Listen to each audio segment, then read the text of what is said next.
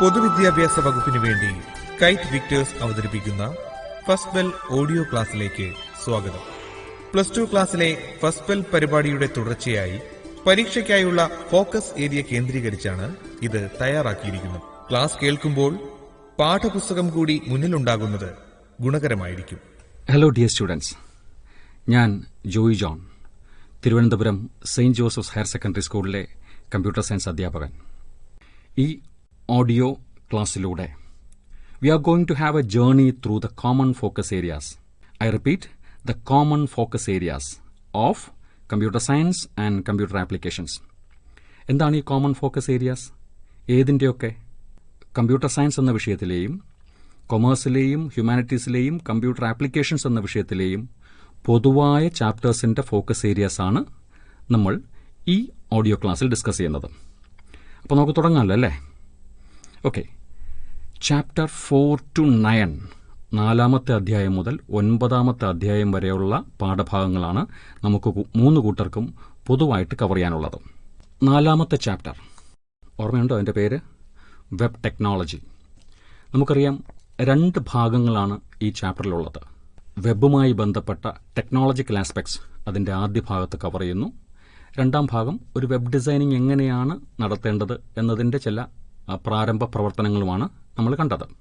വെബ്സൈറ്റുകൾ, വിവിധ ആവശ്യങ്ങൾക്കായിട്ട് നിങ്ങൾ പല വെബ്സൈറ്റുകളും സന്ദർശിച്ചിട്ടുണ്ടാകും അല്ലേ? നമ്മൾ കാണുന്ന ഓരോന്നും ഓരോ വെബ് പേജാണല്ലേ? ഒരു വെബ്സൈറ്റ് ഓപ്പൺ ചെയ്യുമ്പോൾ നമ്മുടെ മുന്നിൽ, നമ്മുടെ കമ്പ്യൂട്ടറിൽ അതിനെന്താ പേര് പറയുക? Client computer. നമ്മൾ ഉപയോഗിക്കുന്ന കമ്പ്യൂട്ടർ ക്ലയൻറ്റ് കമ്പ്യൂട്ടർ. അത് ലാപ്ടോപ്പ് ആയിക്കോട്ടെ, മൊബൈൽ ആയിക്കോട്ടെ, ഡെസ്ക്ടോപ്പ് ആയിക്കോട്ടെ, എന്തു തന്നെയാണെങ്കിലും ഇൻ്റർനെറ്റിൻ്റെ സേവനങ്ങൾ പ്രയോജനപ്പെടുത്താൻ നമ്മൾ ഉപയോഗിക്കുന്ന ഡിവൈസിനെ ക്ലയൻറ്റ് മെഷീൻ എന്ന് പറയാം അല്ലേ? അപ്പോൾ ഈ ക്ലയൻറ്റിലൂടെ ഒരു വെബ് പേജ് നമ്മൾ കാണുമ്പോൾ അതിലെ ഉള്ളടക്കം എവിടെ നിന്നാണ് കിട്ടുന്നത്? വെബ് സെർവറിൽ നിന്ന്. അങ്ങ് അകലെ എവിടെയോ ഇരിക്കുന്ന വെബ് സെർവർ എന്ന മെഷീനിൽ സ്റ്റോർ ചെയ്തിരിക്കുന്ന വിവരങ്ങളാണല്ലോ നമ്മുടെ കമ്പ്യൂട്ടറിൽ, നമ്മുടെ ക്ലയൻറ്റിൽ കാണുന്നത്.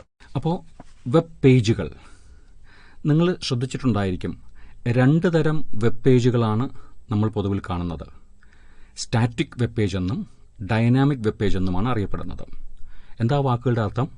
സ്റ്റാറ്റിക്, സ്ഥായിയായത്, മാറ്റമില്ലാതെ തുടരുന്നത്, അങ്ങനെയല്ലേ പറയുക? എന്നാൽ ഡൈനാമിക്കോ? കേട്ടിട്ടില്ല? ഡൈനാമിക് പേഴ്സണാലിറ്റി, നന്നായിട്ട് കമ്മ്യൂണിക്കേറ്റ് ചെയ്യുന്ന, നന്നായിട്ട് ഇൻറ്ററാക്ട് ചെയ്യുന്ന, വൈവിധ്യങ്ങളായ രീതിയിൽ കഴിവുകൾ പ്രകടിപ്പിക്കുന്ന ആൾക്കാരെയല്ലേ നമ്മൾ ഡൈനാമിക് പേഴ്സണാലിറ്റി എന്നൊക്കെ പറയാറുള്ളത്. അത്തരം വെബ് പേജുകളുണ്ട്. നമ്മൾ അങ്ങോട്ട് കമ്മ്യൂണിക്കേറ്റ് ചെയ്യുന്നതിനനുസരിച്ച് തിരികെ കമ്മ്യൂണിക്കേറ്റ് ചെയ്യുന്ന തരം വെബ് പേജുകൾ, അതിനാണല്ലോ ഡൈനാമിക് വെബ് പേജ് എന്ന് പറയുന്നത്. അപ്പോൾ ഈ 2 പേജുകളും തമ്മിലുള്ള വ്യത്യാസം എന്താണെന്ന് നമ്മൾ അറിഞ്ഞിരിക്കണം. എന്താണ് ഒരു സ്റ്റാറ്റിക് വെബ് പേജ് എന്ന് പറഞ്ഞാൽ? അതിലെ കോണ്ടന്റ്, ഉള്ളടക്കം സ്ഥിരമായിരിക്കും, അതിന് മാറ്റം കാണില്ല. എപ്പോൾ നോക്കിയാലും ആ ഒരു വിവരം ആ കാണുന്ന ലേഔട്ടിൽ അങ്ങനെ തന്നെ ഉണ്ടാകും. ഇനി മാറുന്നത് എപ്പോഴാണ്?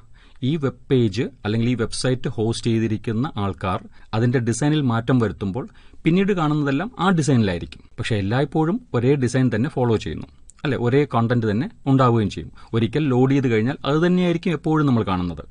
എന്നാൽ ഡൈനാമിക് വെബ് പേജ് ആണെങ്കിലോ മിക്കവാറും അതെല്ലാം ഇൻറ്ററാക്റ്റീവ് ആയിരിക്കും. നമ്മളിൽ നിന്ന് എന്തെങ്കിലും ഒരു ഡേറ്റ അങ്ങോട്ടേക്ക് സ്വീകരിക്കും. നമ്മൾ ഡേറ്റ കൊടുക്കേണ്ടി വരും. നിങ്ങൾക്ക് പരിചയമുണ്ടല്ലോ മാർക്ക് ലിസ്റ്റ് കാണാൻ വേണ്ടിയിട്ട്. പരീക്ഷ കഴിഞ്ഞിട്ട്, ഫസ്റ്റ് ഇയറിൻ്റെ പരീക്ഷ കഴിഞ്ഞിട്ട് അതിൻ്റെ റിസൾട്ട് കാണാൻ വേണ്ടി നിങ്ങൾ എന്താ ചെയ്തത്? ആ വെബ്സൈറ്റിൽ കയറുന്നു, നിങ്ങളുടെ റോൾ നമ്പർ, അതായത് രജിസ്റ്റർ നമ്പർ, ഒപ്പം ഡേറ്റ് ഓഫ് ബർത്തും ഇൻപുട്ട് ചെയ്യുന്നു. അപ്പോൾ നിങ്ങളുടെ മാർക്ക് കാണുന്നു. വേറൊരു കുട്ടി അയാളുടെ റോൾ നമ്പറും ഡേറ്റ് ഓഫ് ബർത്തും കൊടുക്കുമ്പോൾ അയാളുടെ മാർക്കുകളാണ് കാണുന്നത്. അപ്പോൾ ആ പേജിൻ്റെ ലേഔട്ട് ഒരു പക്ഷേ സെയിം ആയിരിക്കാം, പക്ഷേ അതിലെ ഉള്ളടക്കം, മാർക്കുകൾ അത് വ്യത്യസ്തമാണ്. അപ്പോൾ 1-ാമത്തെ പോയിന്റ് എന്ന് പറയാം, the content and layout of a web page is fixed in the case of static web page. എന്നാൽ ഡൈനാമിക്കിലാവുമ്പോഴോ, the content and layout may change during run time. അത് ഉപയോഗിച്ചുകൊണ്ടിരിക്കുമ്പോൾ തന്നെ അതിലെ കോണ്ടന്റ്, അതിലെ ഉള്ളടക്കത്തിനും ഒരുപക്ഷെ ലേഔട്ടിനുമൊക്കെ മാറ്റങ്ങൾ വന്നുകൊണ്ടേയിരിക്കും. ഇനി ഈ മാറ്റങ്ങൾ, ഈ ഉള്ളടക്കം, വ്യത്യസ്തങ്ങളായ ഉള്ളടക്കം എവിടെ നിന്നാണ് കിട്ടുന്നത്? സെർവറിനകത്ത് ഡേറ്റാബേസ് ഉണ്ടാവും അല്ലേ? ഡേറ്റാബേസിനെ കുറിച്ച് നിങ്ങൾക്കൊരു ധാരണയുണ്ടല്ലോ. നമ്മൾ 8-ാമത്തെ ചാപ്റ്ററിൽ പഠിച്ചിട്ടുണ്ട്, ഡേറ്റാബേസ് മാനേജ്മെന്റ് സിസ്റ്റം. അപ്പോൾ ഡേറ്റാബേസിൽ, സെർവറിനോടൊപ്പമുള്ള ഡേറ്റാബേസിൽ ഒരുപാട് വിവരങ്ങൾ സൂക്ഷിക്കുന്നുണ്ട്. അതായത് നമ്മുടെ ഹയർ സെക്കൻഡറിയിൽ പരീക്ഷ എഴുതിയ കുട്ടികളുടെ മാർക്കുകളെല്ലാം അതിനകത്തുണ്ട്. അവിടെ നിന്നും ഡേറ്റ ഫെച്ച് ചെയ്ത് നമ്മുടെ കമ്പ്യൂട്ടറിലേക്ക് അയക്കുകയാണ്, നമ്മൾ കാണുന്ന മെഷീനിലേക്ക് അയക്കുകയാണ്. ഏതിന്റെ അടിസ്ഥാനത്തിൽ? നമ്മൾ ഇൻപുട്ട് ചെയ്യുന്ന റോൾ നമ്പറിന്റെയും ഡേറ്റ് ഓഫ് ബർത്തിന്റെയും അടിസ്ഥാനത്തിൽ നമ്മുടെ മാർക്കുകൾ അവിടെ നിന്നും കണ്ടെത്തി അത് നമുക്ക് തരികയാണ് ചെയ്യുന്നത്. അപ്പോൾ ഡേറ്റാബേസ് നിർബന്ധമാണ് ആർക്ക്? Dynamic web പേജിന്. എന്നാൽ സ്റ്റാറ്റിക് വെബ് പേജിന് ഡേറ്റാബേസിന്റെ ആവശ്യമില്ല. ഇത് രണ്ടുമാണ് പ്രധാനപ്പെട്ട വ്യത്യാസങ്ങൾ. പലപ്പോഴും ഈ വ്യത്യാസം എന്താണെന്ന് ചോദിച്ചുകൊണ്ട് പരീക്ഷയ്ക്കൊക്കെ മുൻ പരീക്ഷകളിൽ ചോദ്യം ഉണ്ടായിട്ടുണ്ട്. അപ്പോൾ അതിന് ഊന്നൽ നൽകി പഠിക്കണം. ഈ ഡൈനാമിക് വെബ് പേജ് ക്രിയേറ്റ് ചെയ്യുന്നതിന് പ്രോഗ്രാമിംഗ് എന്നൊരു ആസ്പെക്റ്റ് വരുന്നുണ്ടല്ലേ. നമ്മൾ പറഞ്ഞു സ്ക്രിപ്റ്റുകൾ. വെബ് പേജിൽ എഴുതുന്ന പ്രോഗ്രാമുകളെയാണല്ലോ സ്ക്രിപ്റ്റുകൾ എന്നറിയപ്പെടുന്നത്. വെബ് പേജിനുള്ളിൽ എംബഡ് ചെയ്തിരിക്കുന്ന പ്രോഗ്രാമുകളെയാണ് നമ്മൾ സ്ക്രിപ്റ്റുകൾ എന്ന് പറയുന്നത്.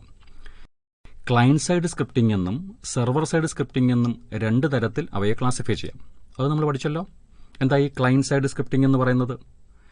നമ്മുടെ വെബ് പേജിൽ അതെങ്ങനെയാണ് കാണുന്നത്? നമ്മുടെ കമ്പ്യൂട്ടറിലെ അല്ലെങ്കിൽ ക്ലയന്റിലെ ബ്രൗസർ ഉപയോഗിച്ചിട്ടാണ് ഒരു വെബ് പേജ് നമ്മൾ കാണുന്നത്. ആ വെബ് പേജിനോടൊപ്പമുള്ള സ്ക്രിപ്റ്റ്, അതായത് ആ സ്ക്രിപ്റ്റിലുള്ള ഇൻസ്ട്രക്ഷൻസ് ബ്രൗസറിനോട് പറയുന്നു ഇന്ന ഇന്ന കാര്യങ്ങൾ ചെയ്യൂ. അതായത് വെബ് പേജിലെ സ്ക്രിപ്റ്റ്, നമ്മളിപ്പോൾ കണ്ടുകൊണ്ടിരിക്കുന്ന വെബ് പേജിലെ സ്ക്രിപ്റ്റിലുള്ള ഇൻസ്ട്രക്ഷൻസ് ബ്രൗസർ എക്സിക്യൂട്ട് ചെയ്യുന്നു. ക്ലയന്റിലെ ബ്രൗസർ തന്നെയാണ് എക്സിക്യൂട്ട് ചെയ്യുന്നത്. അപ്പോൾ വെബ് പേജിൽ നിന്നും ആ സ്ക്രിപ്റ്റ് ബ്രൗസറിലോട്ട് കോപ്പി ചെയ്യുന്നു, എന്നിട്ട് ആ ബ്രൗസറിൽ വെച്ച് എക്സിക്യൂഷൻ നടത്തുന്നു. അങ്ങനെയാണ് ക്ലയന്റ് സൈഡ് സ്ക്രിപ്റ്റുകൾ വർക്ക് ചെയ്യുന്നത്. എന്നാൽ സെർവർ സൈഡ് സ്ക്രിപ്റ്റിംഗ് ആണെങ്കിലോ അവിടെയും പ്രോഗ്രാമുണ്ട്. ആ പ്രോഗ്രാം എവിടെയാണ് സ്റ്റോർ ചെയ്തിരിക്കുന്നത്? വെബ് സെർവറിൽ. നമ്മൾ കൊടുക്കുന്ന ഡേറ്റ വെബ് സെർവർ സ്വീകരിച്ച് ആ ഡേറ്റയുടെ അടിസ്ഥാനത്തിൽ അവിടെ എന്തൊക്കെയോ പ്രോസസ്സിംഗ് നടത്തി, എവിടെ? വെബ് സെർവറിൽ എന്തൊക്കെയോ ഓപ്പറേഷൻസ് ഒക്കെ നടത്തി അവിടെ നിന്നും ഡേറ്റ ഫെച്ച് ചെയ്ത് ഒരു HTML ഫയലായിട്ട് നമ്മുടെ കമ്പ്യൂട്ടറിലേക്ക് അയച്ചു തരുന്നു. അപ്പോൾ സ്ക്രിപ്റ്റ് ഇരിക്കുന്നത് വെബ് സെർവറിൽ തന്നെയാണ്. ഏത് സ്ക്രിപ്റ്റ്? സെർവർ സൈഡ് സ്ക്രിപ്റ്റ് ഇരിക്കുന്നത് വെബ് സെർവറിൽ തന്നെയാണ്. ആ സ്ക്രിപ്റ്റ് വെബ് സെർവറിൽ തന്നെ എക്സിക്യൂട്ട് ചെയ്ത് അതിന്റെ റിസൾട്ടായിട്ട് കിട്ടുന്ന ഒരു HTML ഫയലിനെ, വെബ് പേജിനെ നമ്മുടെ ക്ലയന്റ് ബ്രൗസറിലേക്ക് അയച്ചു തരുന്നു. അതാണ് അവർ തമ്മിലുള്ള വ്യത്യാസം. ഒന്നുകൂടി നമുക്ക് കൺസോൾട്ടേറ്റ് ചെയ്യാം. ക്ലയന്റ് സൈഡ് സ്ക്രിപ്റ്റിംഗിൽ script is copied to the client browser. Client ബ്രൗസറിലേക്ക്, നമ്മൾ കാണുന്ന കമ്പ്യൂട്ടറിലെ ബ്രൗസറിലേക്ക് ആ സ്ക്രിപ്റ്റിനെ കോപ്പി ചെയ്ത് വയ്ക്കുന്നു. അടുത്ത പോയിന്റ് എന്ന് പറയാം, എക്സിക്യൂഷൻ നടക്കുന്നതും ബ്രൗസറിൽ തന്നെയാണ്. ബ്രൗസറിന് സ്ക്രിപ്റ്റ് എഞ്ചിൻ എന്നൊരു കമ്പോണന്റ് ഉണ്ട്. ആ സ്ക്രിപ്റ്റ് എഞ്ചിനാണ് സ്ക്രിപ്റ്റുകളെ എക്സിക്യൂട്ട് ചെയ്യുന്നത്. 2 പോയിന്റ് ആയേ. ഇനി സെർവർ സൈഡിലേക്ക് പോയാലോ? സെർവർ സൈഡ് സ്ക്രിപ്റ്റ് റിമൈൻ ചെയ്യുന്നത് അതെവിടെയാണ് സൂക്ഷിച്ചിരിക്കുന്നത്? വെബ് സെർവറിൽ. എക്സിക്യൂഷൻ നടക്കുന്നതോ? വെബ് സെർവറിൽ. എക്സിക്യൂഷന്റെ ഫലമായിട്ട് എന്തുണ്ടാകുന്നു? വെബ് പേജുകൾ ഉണ്ടാകുന്നു, HTML ഫയലുകൾ ഉണ്ടാകുന്നു. അതിനെ ക്ലയന്റ് ബ്രൗസറിലേക്ക് ട്രാൻസ്ഫർ ചെയ്യുന്നു. ഈ ഒരു ആശയവും ഒരു കമ്പാരിസൺ എന്ന നിലയിൽ ക്ലയന്റ് സൈഡ് സ്ക്രിപ്റ്റിംഗും സെർവർ സൈഡ് സ്ക്രിപ്റ്റിംഗും തമ്മിലുള്ള വ്യത്യാസം എന്ത് എന്ന നിലയിൽ ചോദിക്കാറുണ്ട്. അല്ലെങ്കിൽ 2 തരം സ്ക്രിപ്റ്റിംഗുകൾ ഏതൊക്കെയാണ്, അവയുടെ വിശദാംശങ്ങൾ നൽകുക എന്ന് പറഞ്ഞുള്ള ചോദ്യങ്ങളുമൊക്കെ പ്രതീക്ഷിക്കാം. ഓക്കെ. അപ്പോൾ ഈ തിയറട്ടിക്കൽ ആസ്പെക്ട്സിൽ നിന്നും, 4ാമത്തെ ചാപ്റ്ററിലെ തിയറട്ടിക്കൽ ആസ്പെക്ട്സിൽ നിന്നും ഈ 2 ഭാഗത്തിനാണ് കൂടുതൽ ഊന്നൽ നൽകേണ്ടത്. ചില സ്ക്രിപ്റ്റിംഗ് ലാംഗ്വേജുകൾ കൂടി ഒന്ന് ഓർത്ത് വയ്ക്കുന്നത് നന്നായിരിക്കും. ക്ലയന്റ് സൈഡ് സ്ക്രിപ്റ്റിംഗിന് വേണ്ടി ഉപയോഗിക്കുന്ന ലാംഗ്വേജ് ജാവാ സ്ക്രിപ്റ്റ് നമുക്കറിയാം അല്ലേ. സെർവർ സൈഡ് സ്ക്രിപ്റ്റിംഗിലോ PHP വളരെ പോപ്പുലറായിട്ട് നമുക്ക് പഠിക്കാനുള്ളതും അത് തന്നെയാണ്. ഇനി നമ്മൾ പോകുന്നത് ആ ചാപ്റ്ററിന്റെ 2ാം ഭാഗത്തിലേക്കാണ്, വെബ് ഡിസൈനിങ്. HTML ഡോക്യുമെന്റുകളാണല്ലോ വെബ് പേജുകളായിട്ട് മാറുന്നത്. അപ്പോൾ ഒരു HTML ഡോക്യുമെന്റ് നിർമ്മിക്കുന്നത് എങ്ങനെ, അതിന്റെ ഘടന, അതിന്റെ സ്ട്രക്ചർ എന്താണെന്ന് നമ്മൾ അറിഞ്ഞിരിക്കണം. നമുക്കറിയാം, ഒരു HTML ഫയലിൽ കുറേയേറെ ടാഗുകൾ ഉണ്ടാകും. ആ ടാഗുകളോടൊപ്പം ആട്രിബ്യൂട്ടുകൾ ഉണ്ടാവും. ഒപ്പം നമ്മൾ നൽകുന്ന ചില ടെക്സ്റ്റും ഉണ്ടാകും. ഇതാണല്ലോ ഒരു HTML ഫയലിലെ കണ്ടന്റ് എന്ന് പറയുന്നത്. അപ്പോൾ നിർബന്ധമായിട്ടും ഒരു HTML ഫയലിൽ ഉണ്ടാകേണ്ട ചില ടാഗുകളുണ്ട്. അതുതന്നെയാണ് സ്ട്രക്ചറൽ ടാഗുകൾ എന്നറിയപ്പെടുന്നത്. ഒരു HTML ഫയൽ എങ്ങനെയാണ് ഓപ്പൺ ചെയ്യുന്നത്, എങ്ങനെയാണ് നമ്മൾ എഴുതി തുടങ്ങുന്നത്? HTML എന്ന ടാഗിൽ തുടങ്ങുന്നു. അതിന്റെ പിന്നാലെ ഹെഡ് എന്നൊരു ടാഗ് ഉപയോഗിക്കുന്നു. ഹെഡ് ടാഗിന് ഉള്ളിലെന്ന് പറയാൻ കാര്യം എന്താ, ചില ടാഗുകൾ പെയറായിട്ടാണ് വരിക. ഒരു ഓപ്പണിംഗ് ടാഗും ഉണ്ടാകും, ക്ലോസിംഗ് ടാഗും ഉണ്ടാകും. എന്താ ഇവ തമ്മിലുള്ള വ്യത്യാസം? കാഴ്ചയ്ക്കൊരു വ്യത്യാസമുണ്ട്. ഇപ്പോൾ HTML അതിന്റെ ഓപ്പണിംഗ് ടാഗിൽ ലെസ് സിമ്പൽ HTML എന്ന വാക്കും ക്ലോസിംഗ് സിമ്പലും കാണും. ഇതിന്റെ ക്ലോസിംഗ് ടാഗ് എന്ന് പറഞ്ഞാലോ, ഈ HTMLന്റെ പെയറിൽ വരുന്ന ക്ലോസിംഗ് ടാഗ് എന്ന് പറയുമ്പോൾ ലെസ് സിമ്പൽ സ്ലാഷ് സിമ്പൽ, അതിനുശേഷം HTML എന്ന ടെക്സ്റ്റ്. അപ്പോൾ ടാഗുകളെ പൊതുവിൽ കണ്ടെയ്നർ ടാഗുകളെന്നും empty ടാഗുകളെന്നും പറഞ്ഞ് തരംതിരിക്കാം. ഓപ്പണിംഗ് ടാഗും ക്ലോസിംഗ് ടാഗുമുള്ള പെയറായിട്ട് അപ്പിയർ ചെയ്യുന്ന ടാഗുകളെയാണ് കണ്ടെയ്നർ ടാഗുകൾ എന്ന് പറയുന്നത്. ഓപ്പണിംഗ് ടാഗ് മാത്രമുള്ളവയെ empty ടാഗുകളെന്നും പറയും. സ്ട്രക്ചറൽ ടാഗുകളെല്ലാം തന്നെ കണ്ടെയ്നർ ടാഗുകളാണ്. ദാറ്റ് മീൻസ് ഓപ്പണിംഗും കാണും, ക്ലോസിംഗും കാണും. HTML തുടങ്ങുന്നു, HTML അവസാനിക്കുന്നു. ഇതിന്റെ ഉള്ളിൽ രണ്ട് സെക്ഷൻസ്, ഹെഡ് സെക്ഷനും ബോഡി സെക്ഷനും. ഹെഡ് സെക്ഷൻ എന്ന് പറയുമ്പോൾ ഹെഡ് ടാഗിൽ തുടങ്ങി ഹെഡ് ടാഗിൽ തന്നെ അവസാനിക്കുന്നു. അതിന്റെ ക്ലോസിംഗ് ഹെഡ് ടാഗ്. ഈ ഹെഡ് ടാഗിനുള്ളിൽ ടൈറ്റിൽ എന്നൊരു ടാഗ് കൂടി ഉപയോഗിക്കാറുണ്ട്. ടൈറ്റിൽ അതും കണ്ടെയ്നർ ടാഗ് തന്നെയാണ്. ടൈറ്റിൽ ടാഗിന്റെ ഓപ്പണിങ്ങിനും ക്ലോസിങ്ങിനും ഇടയിൽ ഒരു ടെക്സ്റ്റ് നമുക്ക് ടൈപ്പ് ചെയ്യാം. എന്തിനു വേണ്ടിയിട്ടാ? ആ ടെക്സ്റ്റ് ബ്രൗസർ വിൻഡോയുടെ ടൈറ്റിൽ ബാറിൽ അല്ലെങ്കിൽ ടാബിൽ ഡിസ്പ്ലേ ചെയ്ത് കാണിക്കും. നമ്മൾ തയ്യാറാക്കുന്ന ഈ HTML ഫയലിനെ ഒരു വെബ് പേജായിട്ട് ബ്രൗസറിൽ കാണുമ്പോൾ ആ ബ്രൗസറിന്റെ ടൈറ്റിൽ ബാറിൽ അല്ലെങ്കിൽ ടാബിൽ ഈ പർട്ടിക്കുലർ ടെക്സ്റ്റ് ഡിസ്പ്ലേ ചെയ്ത് വരും. ഏത് ടെക്സ്റ്റ്? ടൈറ്റിൽ ടാഗിനുള്ളിൽ കൊടുക്കുന്ന ടെക്സ്റ്റ്. ടൈറ്റിൽ ടാഗ് എഴുതി കഴിഞ്ഞാൽ ഹെഡ് ക്ലോസ് ചെയ്യുന്നു. ഹെഡ് സെക്ഷൻ കഴിഞ്ഞു. ഇനി പറയുന്നതാണ് ബോഡി സെക്ഷൻ. അത് ബോഡി എന്ന ടാഗിൽ തുടങ്ങുന്നു, ബോഡി എന്ന ടാഗിൽ അതിന്റെ ക്ലോസിംഗ് ടാഗിൽ അവസാനിക്കുന്നു. ബോഡി ടാഗിനുള്ളിൽ എന്താണോ നമ്മൾ കൊടുക്കുന്നത് അതൊക്കെയാണ് ബ്രൗസർ വിൻഡോയുടെ കണ്ടന്റ് ഏരിയയിൽ നമ്മൾ കാണുന്നത്. ഒരു വെബ് പേജായിട്ട് നമ്മൾ കാണുന്നതെല്ലാം ഈ ബോഡി സെക്ഷനിൽ പറയുന്ന കാര്യങ്ങളാണ്. അതായത് ബോഡി ടാഗിന്റെ ഓപ്പണിങ്ങിനും ക്ലോസിങ്ങിനും ഇടയിൽ പറയുന്ന കാര്യങ്ങളാണ് നമ്മൾ കാണുന്നത്. ക്ലിയർ ആണല്ലോ? ഇനി ഈ ഓരോ ടാഗിനെ കുറിച്ചുമുള്ള ഉപയോഗം എന്താണെന്നൊരു പക്ഷേ ചോദിച്ചേക്കാം. സിമ്പിൾ അല്ലേ? HTML ടാഗിന്റെ ഉപയോഗം എന്താ? To start an HTML document. Head ടാഗിന്റേത് to specify the head section of an HTML document. അങ്ങനെ പറയാം. Title, this tag pair contains the text to be displayed in the title bar of browser. Browser വിൻഡോയുടെ title ബാറിൽ ദൃശ്യമാകേണ്ട ടെക്സ്റ്റിനെ ഉൾക്കൊള്ളുന്നതാണ് title tag. Then comes body. It defines the body section of the web page. ഞാൻ നേരത്തെ സൂചിപ്പിച്ചല്ലോ. പല ടാഗുകളോടൊപ്പവും attributes എന്ന ചില കീവേഡുകൾ ഉപയോഗിക്കാറുണ്ട്. ഓരോ ടാഗിനും അതിന്റെ തനതായ ഒരു പ്രവർത്തനമുണ്ടാകും. ആ പ്രവർത്തനത്തിന് എന്തെങ്കിലും ഒരു ഭേദഗതി, കുറെ കൂടി മെച്ചപ്പെടുത്തലുകൾ, ചില വ്യത്യാസങ്ങൾ, ചില ഇഫക്റ്റുകൾ വരുത്താൻ വേണ്ടി ഉപയോഗിക്കുന്ന കീവേഡുകളാണ് ആട്രിബ്യൂട്ട്സ് എന്ന് പറയുന്നത്. അപ്പോൾ നമുക്ക് എല്ലാ ആട്രിബ്യൂട്ട്സും ഫോക്കസ് ഏരിയയിൽ ഉൾക്കൊള്ളിച്ചിട്ടില്ല. ബോഡി ടാഗിന്റെ ആട്രിബ്യൂട്ട്സ് ആയിട്ട് ഒരു 3 എണ്ണമെങ്കിലും അറിഞ്ഞിരിക്കുക. BG കളർ എന്തിനായിരിക്കും ഉപയോഗിക്കുക? വെബ് പേജിന്റെ ബാക്ക്ഗ്രൗണ്ടിൽ നമുക്ക് ഇഷ്ടമുള്ള ഒരു കളർ കൊടുക്കുന്നതിന്. ഇനി കളറല്ല ആവശ്യം, എനിക്കൊരു ചിത്രമാണ്, ഒരു ഇമേജാണ് ബാക്ക്ഗ്രൗണ്ടിൽ വരേണ്ടത് എങ്കിൽ ഉപയോഗിക്കേണ്ട ആട്രിബ്യൂട്ട് ബാക്ക്ഗ്രൗണ്ട് എന്നുള്ളതാണ്. അപ്പോൾ ബാക്ക്ഗ്രൗണ്ടിന്റെ കാര്യത്തിൽ തീരുമാനമായി.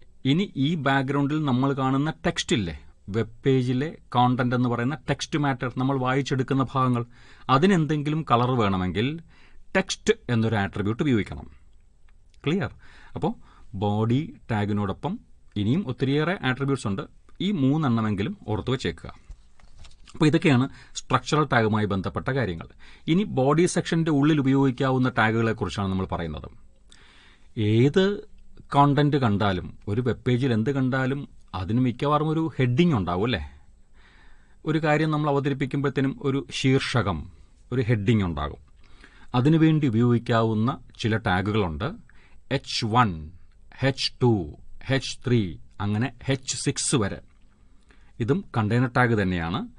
ഓരോ ടാഗിന്റെയും ഇവയിൽ ഓരോന്നും ഉപയോഗിക്കുമ്പോൾ ആ ഹെഡിങ്ങിന്റെ വലുപ്പത്തിൽ വ്യത്യാസങ്ങൾ വരുന്നു. H1 ഏറ്റവും വലിപ്പം കൂടിയ ഒരു ഹെഡിങ് നമുക്ക് നൽകുന്നു. H2 അല്പം കൂടി ചെറുതായ ഒരു ഹെഡിങ് നമുക്ക് നൽകുന്നു. H6 ഏറ്റവും ചെറിയ വലിപ്പത്തിലുള്ള ഒരു ഹെഡിങ് നൽകാൻ നമുക്ക് ഉപയോഗിക്കാം. ഇതിനും ഒത്തിരിയേറെ ആട്രിബ്യൂട്ട്സ് ഉണ്ട്. എങ്കിലും പ്രധാനമായിട്ടും ഓർത്തിരിക്കേണ്ടത് അലൈൻ എന്നൊരു ആട്രിബ്യൂട്ടാണ്. ഈ ഹെഡിങ് ബ്രൗസറിന്റെ ഇടതുവശം ചേർന്ന് വരണമോ വലതുവശം ചേർന്ന് വരണമോ, ഇല്ല ബ്രൗസർ വിൻഡോയുടെ മധ്യഭാഗത്ത് കാണണമോ എന്ന് തീരുമാനിക്കുന്ന ഒരു ആട്രിബ്യൂട്ടാണ് അലൈൻ. അപ്പോൾ അലൈൻ ഈക്വൽസ് സെന്റർ എന്ന് എഴുതി കഴിഞ്ഞാൽ ആ ഹെഡിങ് വെബ് പേജിന്റെ മധ്യഭാഗത്തായിട്ട് ഡിസ്പ്ലേ ചെയ്ത് വരും. അലൈൻ ഈക്വൽസ് ലെഫ്റ്റ് എന്ന് പറയാം, അലൈൻ ഈക്വൽസ് റൈറ്റ് എന്നും പറയാം. പിന്നൊന്ന് നമ്മളിങ്ങനെ എന്തൊക്കെയോ ടൈപ്പ് ചെയ്ത് വരും. ഫോർ എക്സാമ്പിൾ കേരള ടൂറിസം എന്നതിനെക്കുറിച്ച് ഒരു വെബ് പേജ് തയ്യാറാക്കുകയാണ്. അപ്പോൾ നമ്മൾ കേരളത്തെക്കുറിച്ചിട്ടൊക്കെ ചില ടെക്സ്റ്റൊക്കെ എഴുതി വയ്ക്കുന്നു, പിന്നെ അതിൻ്റെ ടൂറിസം മേഖലയെക്കുറിച്ചൊക്കെ എഴുതുന്നു.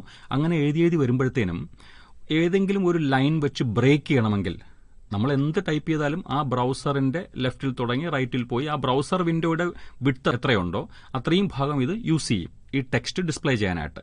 ഇതിനിടയിൽ എവിടെയെങ്കിലും വെച്ചിട്ട് ഒരു ലൈൻ ബ്രേക്ക് ചെയ്ത് പുതിയ ലൈനിൽ എഴുതി കാണിക്കണം എന്നുണ്ടെങ്കിൽ അതിനായിട്ട് ഉപയോഗിക്കുന്ന ഒരു ടാഗാണ് BR, ബ്രേക്ക് എന്ന് പറയും. അത് ലൈൻ ബ്രേക്ക് എന്ന് പറയാം. BR ടാഗാണ് ഉപയോഗിക്കുന്നത്. ഇതൊരു empty ടാഗാണ്, ഇതിന് ക്ലോസിംഗ് ഇല്ല. ഇനി വളരെ ലെങ്തി ആയിട്ടുള്ള ടെക്സ്റ്റ് ആണെങ്കിൽ പാരഗ്രാഫുകളായിട്ടായിരിക്കുമല്ലോ നമ്മൾ എഴുതുന്നത്. അപ്പോൾ ഓരോ പാരഗ്രാഫിനെയും സൂചിപ്പിക്കാനായിട്ട് P എന്നൊരു ടാഗ് ഉപയോഗിക്കാം. P ഒരു കണ്ടെയ്നർ ടാഗാണ്. അപ്പോൾ ഓപ്പണിങ്ങും കാണും, ക്ലോസിങ്ങും കാണും. ഈ BRഉം Pയും തമ്മിലുള്ള വ്യത്യാസം പലപ്പോഴും ചോദിക്കാറുണ്ട്. ഒന്ന്, BR ഒരു empty ടാഗാണ്, P ഒരു കണ്ടെയ്നർ ടാഗാണ്. BR ലൈൻ ബ്രേക്ക് നൽകുന്നു, P പാരഗ്രാഫ് ബ്രേക്ക് നൽകുന്നു. ഇനി എന്തായി ലൈൻ ബ്രേക്കും പാരഗ്രാഫ് ബ്രേക്കും തമ്മിലുള്ള വ്യത്യാസം? പാരഗ്രാഫ് ബ്രേക്ക് വന്നു കഴിഞ്ഞാൽ ഏത് ലൈനാണോ പാരഗ്രാഫിനായിട്ട് ബ്രേക്ക് ചെയ്യുന്നത് ആ ലൈനിന്റെ തൊട്ടുമുകളിൽ ഒരു ബ്ലാങ്ക് ലൈൻ ഉണ്ടാകും. ലൈൻ ബ്രേക്കുകൾക്കിടയിൽ ബ്ലാങ്ക് ലൈൻ ഉണ്ടാകില്ല. പാരഗ്രാഫ് ബ്രേക്കുകൾക്കിടയിൽ ഒരു ബ്ലാങ്ക് ലൈനിന്റെ സ്പേസ് ഉണ്ടാകും. അതാണ് അവർ തമ്മിൽ കാഴ്ചയ്ക്കുള്ള വ്യത്യാസം. ഇനി ഒരു ഹെഡിംഗ് ഒക്കെ എഴുതി ത്രൂ ഔട്ട് ഒരു ലൈൻ വരയ്ക്കണം. ബ്രൗസർ വിൻഡോയുടെ കുറുകെ, അതായത് ഇടത് മാർജിനിൽ നിന്ന് തുടങ്ങി വലത് മാർജിൻ വരെ നീളുന്ന രീതിയിൽ ഒരു ലൈൻ, ഹൊറിസോണ്ടൽ ലൈൻ എന്ന് പറയാം. അങ്ങനെ ഒരു ലൈൻ വരയ്ക്കേണ്ട ആവശ്യമുണ്ടെങ്കിൽ ഉപയോഗിക്കേണ്ട ഒരു ടാഗാണ് HR, ഹൊറിസോണ്ടൽ റൂളർ എന്ന നിലയിൽ അറിയപ്പെടുന്ന HR ടാഗ്. ഈ ലൈനിന്റെ തിക്നെസ് കൂട്ടാം. ആ ലൈൻ വെബ് പേജിന്റെ എത്ര ഏരിയയിലാണ് നിൽക്കേണ്ടത്, അതായത് ഇടത്തെ അറ്റം മുതൽ വലത്തെ അറ്റം വരെ പോകണോ അതോ ആ ബ്രൗസർ വിൻഡോയുടെ വീതിയുടെ ഇത്ര ശതമാനം മാത്രം മതിയോ എന്നൊക്കെ തീരുമാനിക്കാൻ സാധിക്കും. ഒപ്പം ഈ ലൈനിന്റെ കളറും ഫിക്സ് ചെയ്യാൻ സാധിക്കും. അതിനായിട്ട് വി ഹാവ് 3 ആട്രിബ്യൂട്ട്സ്. ഏതൊക്കെയാ? സൈസ് എന്നൊരു ആട്രിബ്യൂട്ട് ഉണ്ട് ആ ലൈനിന്റെ തിക്നെസ് നിശ്ചയിക്കാനായിട്ട്. വിഡ്ത്ത് എന്നൊരു ആട്രിബ്യൂട്ട് ഉണ്ട്. വിഡ്ത്ത് ഈക്വൽസ് 50% എന്ന് കൊടുത്താൽ ബ്രൗസർ വിൻഡോയുടെ വീതിയുടെ 50% ഈ ലൈനിന് വേണ്ടി സ്പെയർ ചെയ്യുക. പിന്നൊന്ന് കളർ. ആ ലൈൻ എന്ത് കളർ വേണമെന്ന് തീരുമാനിക്കാം. കളർ ഈക്വൽസ് കളറിന്റെ പേര് കൊടുക്കാം, അല്ലെങ്കിൽ ആ പേരിനെ സൂചിപ്പിക്കുന്ന കളർ കോഡുകൾ, ഒരു ഹെക്സാഡെസിമൽ നമ്പർ ആണെന്നൊക്കെ നമ്മൾ പറഞ്ഞിട്ടുണ്ട്, അത് കൊടുക്കാം. ഓക്കെ. ഇനി നമ്മൾ എഴുതുന്ന ഈ ടെക്സ്റ്റിനെ ഫോർമാറ്റ് ചെയ്യാം. നമുക്ക് ഫോർമാറ്റിങ്ങിന് വേണ്ടി നിങ്ങൾ റൈറ്ററൊക്കെ ഉപയോഗിച്ച് ഹൈസ്കൂൾ ക്ലാസ്സിൽ പഠിച്ചപ്പോൾ ടെക്സ്റ്റിനെ ബോൾഡ് ചെയ്യാറുണ്ട്, അണ്ടർലൈൻ ചെയ്യാറുണ്ട്, ഇറ്റാലിക്സ് ആക്കാറുണ്ട്, ഇങ്ങനെ പല കാര്യങ്ങളും ചെയ്യാറില്ലേ. ഇതിനൊക്കെ വേണ്ടി ഉപയോഗിക്കുന്ന കുറേയേറെ ടാഗുകളുണ്ട്. അവയാണ് ടെക്സ്റ്റ് ഫോർമാറ്റിംഗ് ടാഗുകൾ എന്നറിയപ്പെടുന്നത്. നമുക്ക് നോക്കാം വൺ ബൈ വൺ ആയിട്ട്. ബി എന്ന പേരിലും സ്ട്രോങ് എന്ന പേരിലും 2 ടാഗുകളുണ്ട്. ഒരു ടെക്സ്റ്റിനെ ബോൾഡ് ആക്കാനായിട്ട്, കട്ടി കൂടിയ അക്ഷരം ബോൾഡ് ആക്കാൻ വേണ്ടി ഉപയോഗിക്കുന്നതാണ് B ടാഗും സ്ട്രോങ് ടാഗും. പിന്നൊന്ന് I ടാഗ്. വേറൊരു ടാഗ് കൂടിയുണ്ട്, EM, എംഫസിസ് എന്ന് പറയും. I stands for italics. അപ്പോൾ ടെക്സ്റ്റിനെ ചരിഞ്ഞ നിലയിൽ എഴുതാൻ, ഇറ്റാലിക്സ് ആക്കി എഴുതാൻ, എംഫസൈസ് കൊടുക്കാൻ ഉപയോഗിക്കുന്നതാണ് I ടാഗും EM ടാഗും. മറ്റൊന്ന് U ടാഗ്. ഒരു ടെക്സ്റ്റിന് അണ്ടർലൈൻ കൊടുക്കാൻ വേണ്ടി ഉപയോഗിക്കുന്നതാണ് U ടാഗ്. ഇനി ഒരു ടെക്സ്റ്റിനെ വെട്ടിക്കളഞ്ഞതുപോലെ, സ്ട്രൈക്ക് ത്രൂ ചെയ്തതുപോലെയുള്ള ഇഫക്റ്റ് കിട്ടണമെങ്കിൽ അതിനുപയോഗിക്കാവുന്ന ടാഗാണ് S ടാഗ്. അങ്ങനെ അല്ലെങ്കിൽ സ്ട്രൈക്ക് എന്ന് എഴുതിയാലും മതി. സ്ട്രൈക്ക് എന്നോ S എന്നോ എഴുതിയാൽ ആ ടെക്സ്റ്റ്, ഇതെല്ലാം കണ്ടെയ്നർ ടാഗുകളാണ്. ഈ പെയറിനുള്ളിൽ ഉൾക്കൊള്ളിക്കുന്ന ടെക്സ്റ്റിനെ സ്ട്രൈക്ക് ത്രൂ ചെയ്തിരിക്കുന്നത് പോലെ തോന്നും. ബിഗ് എന്നൊരു ടാഗുണ്ട്. ഈ ടെക്സ്റ്റ് ഫോർമാറ്റിംഗ് ടാഗുകളെല്ലാം കണ്ടെയ്നർ ടാഗാണ്, ഓർത്തോളണം. ബിഗ് എന്ന ടാഗ് ആ പെയറിനുള്ളിൽ എഴുതുന്ന ടെക്സ്റ്റിന് സാധാരണയുള്ള ടെക്സ്റ്റിന്റെ വലിപ്പത്തേക്കാൾ ഒരല്പം വലിപ്പ കൂടുതലുണ്ടാകും. സ്മോൾ എന്നൊരു ടാഗുണ്ട്, മനസ്സിലായി കാണും അല്ലേ? അല്പം വലിപ്പക്കുറവായിരിക്കും അതിന്. പിന്നെയുണ്ട് സബ് എന്നൊരു ടാഗ്. ഒരു ടെക്സ്റ്റിനെ സബ്സ്ക്രിപ്റ്റായിട്ട് കാണിക്കണം.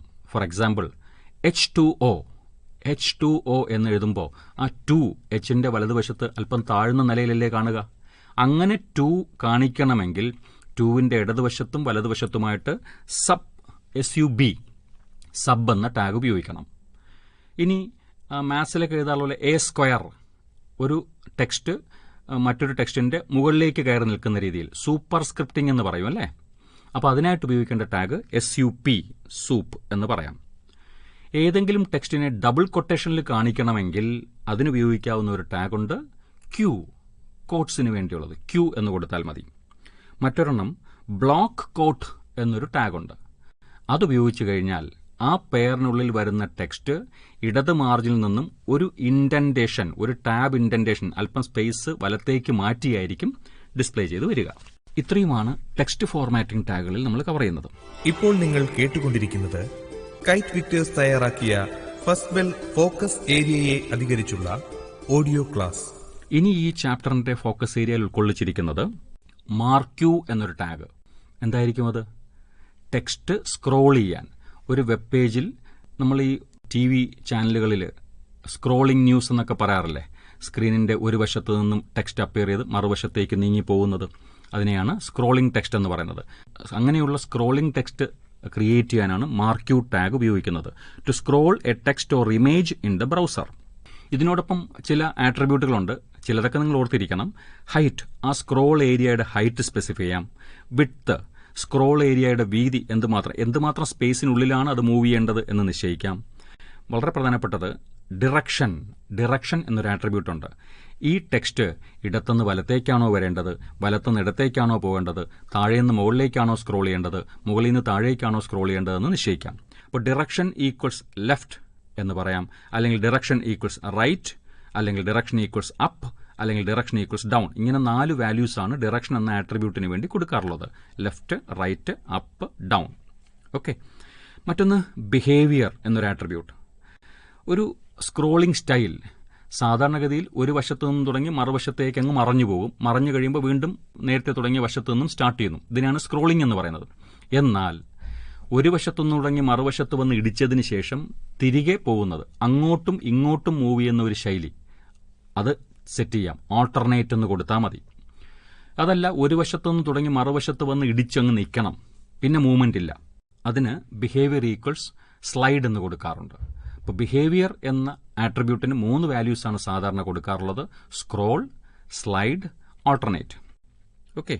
ഇനി ടെക്സ്റ്റിനെ ഫോർമാറ്റ് ചെയ്യാൻ ചില ടാഗുകൾ നമ്മൾ കണ്ടു.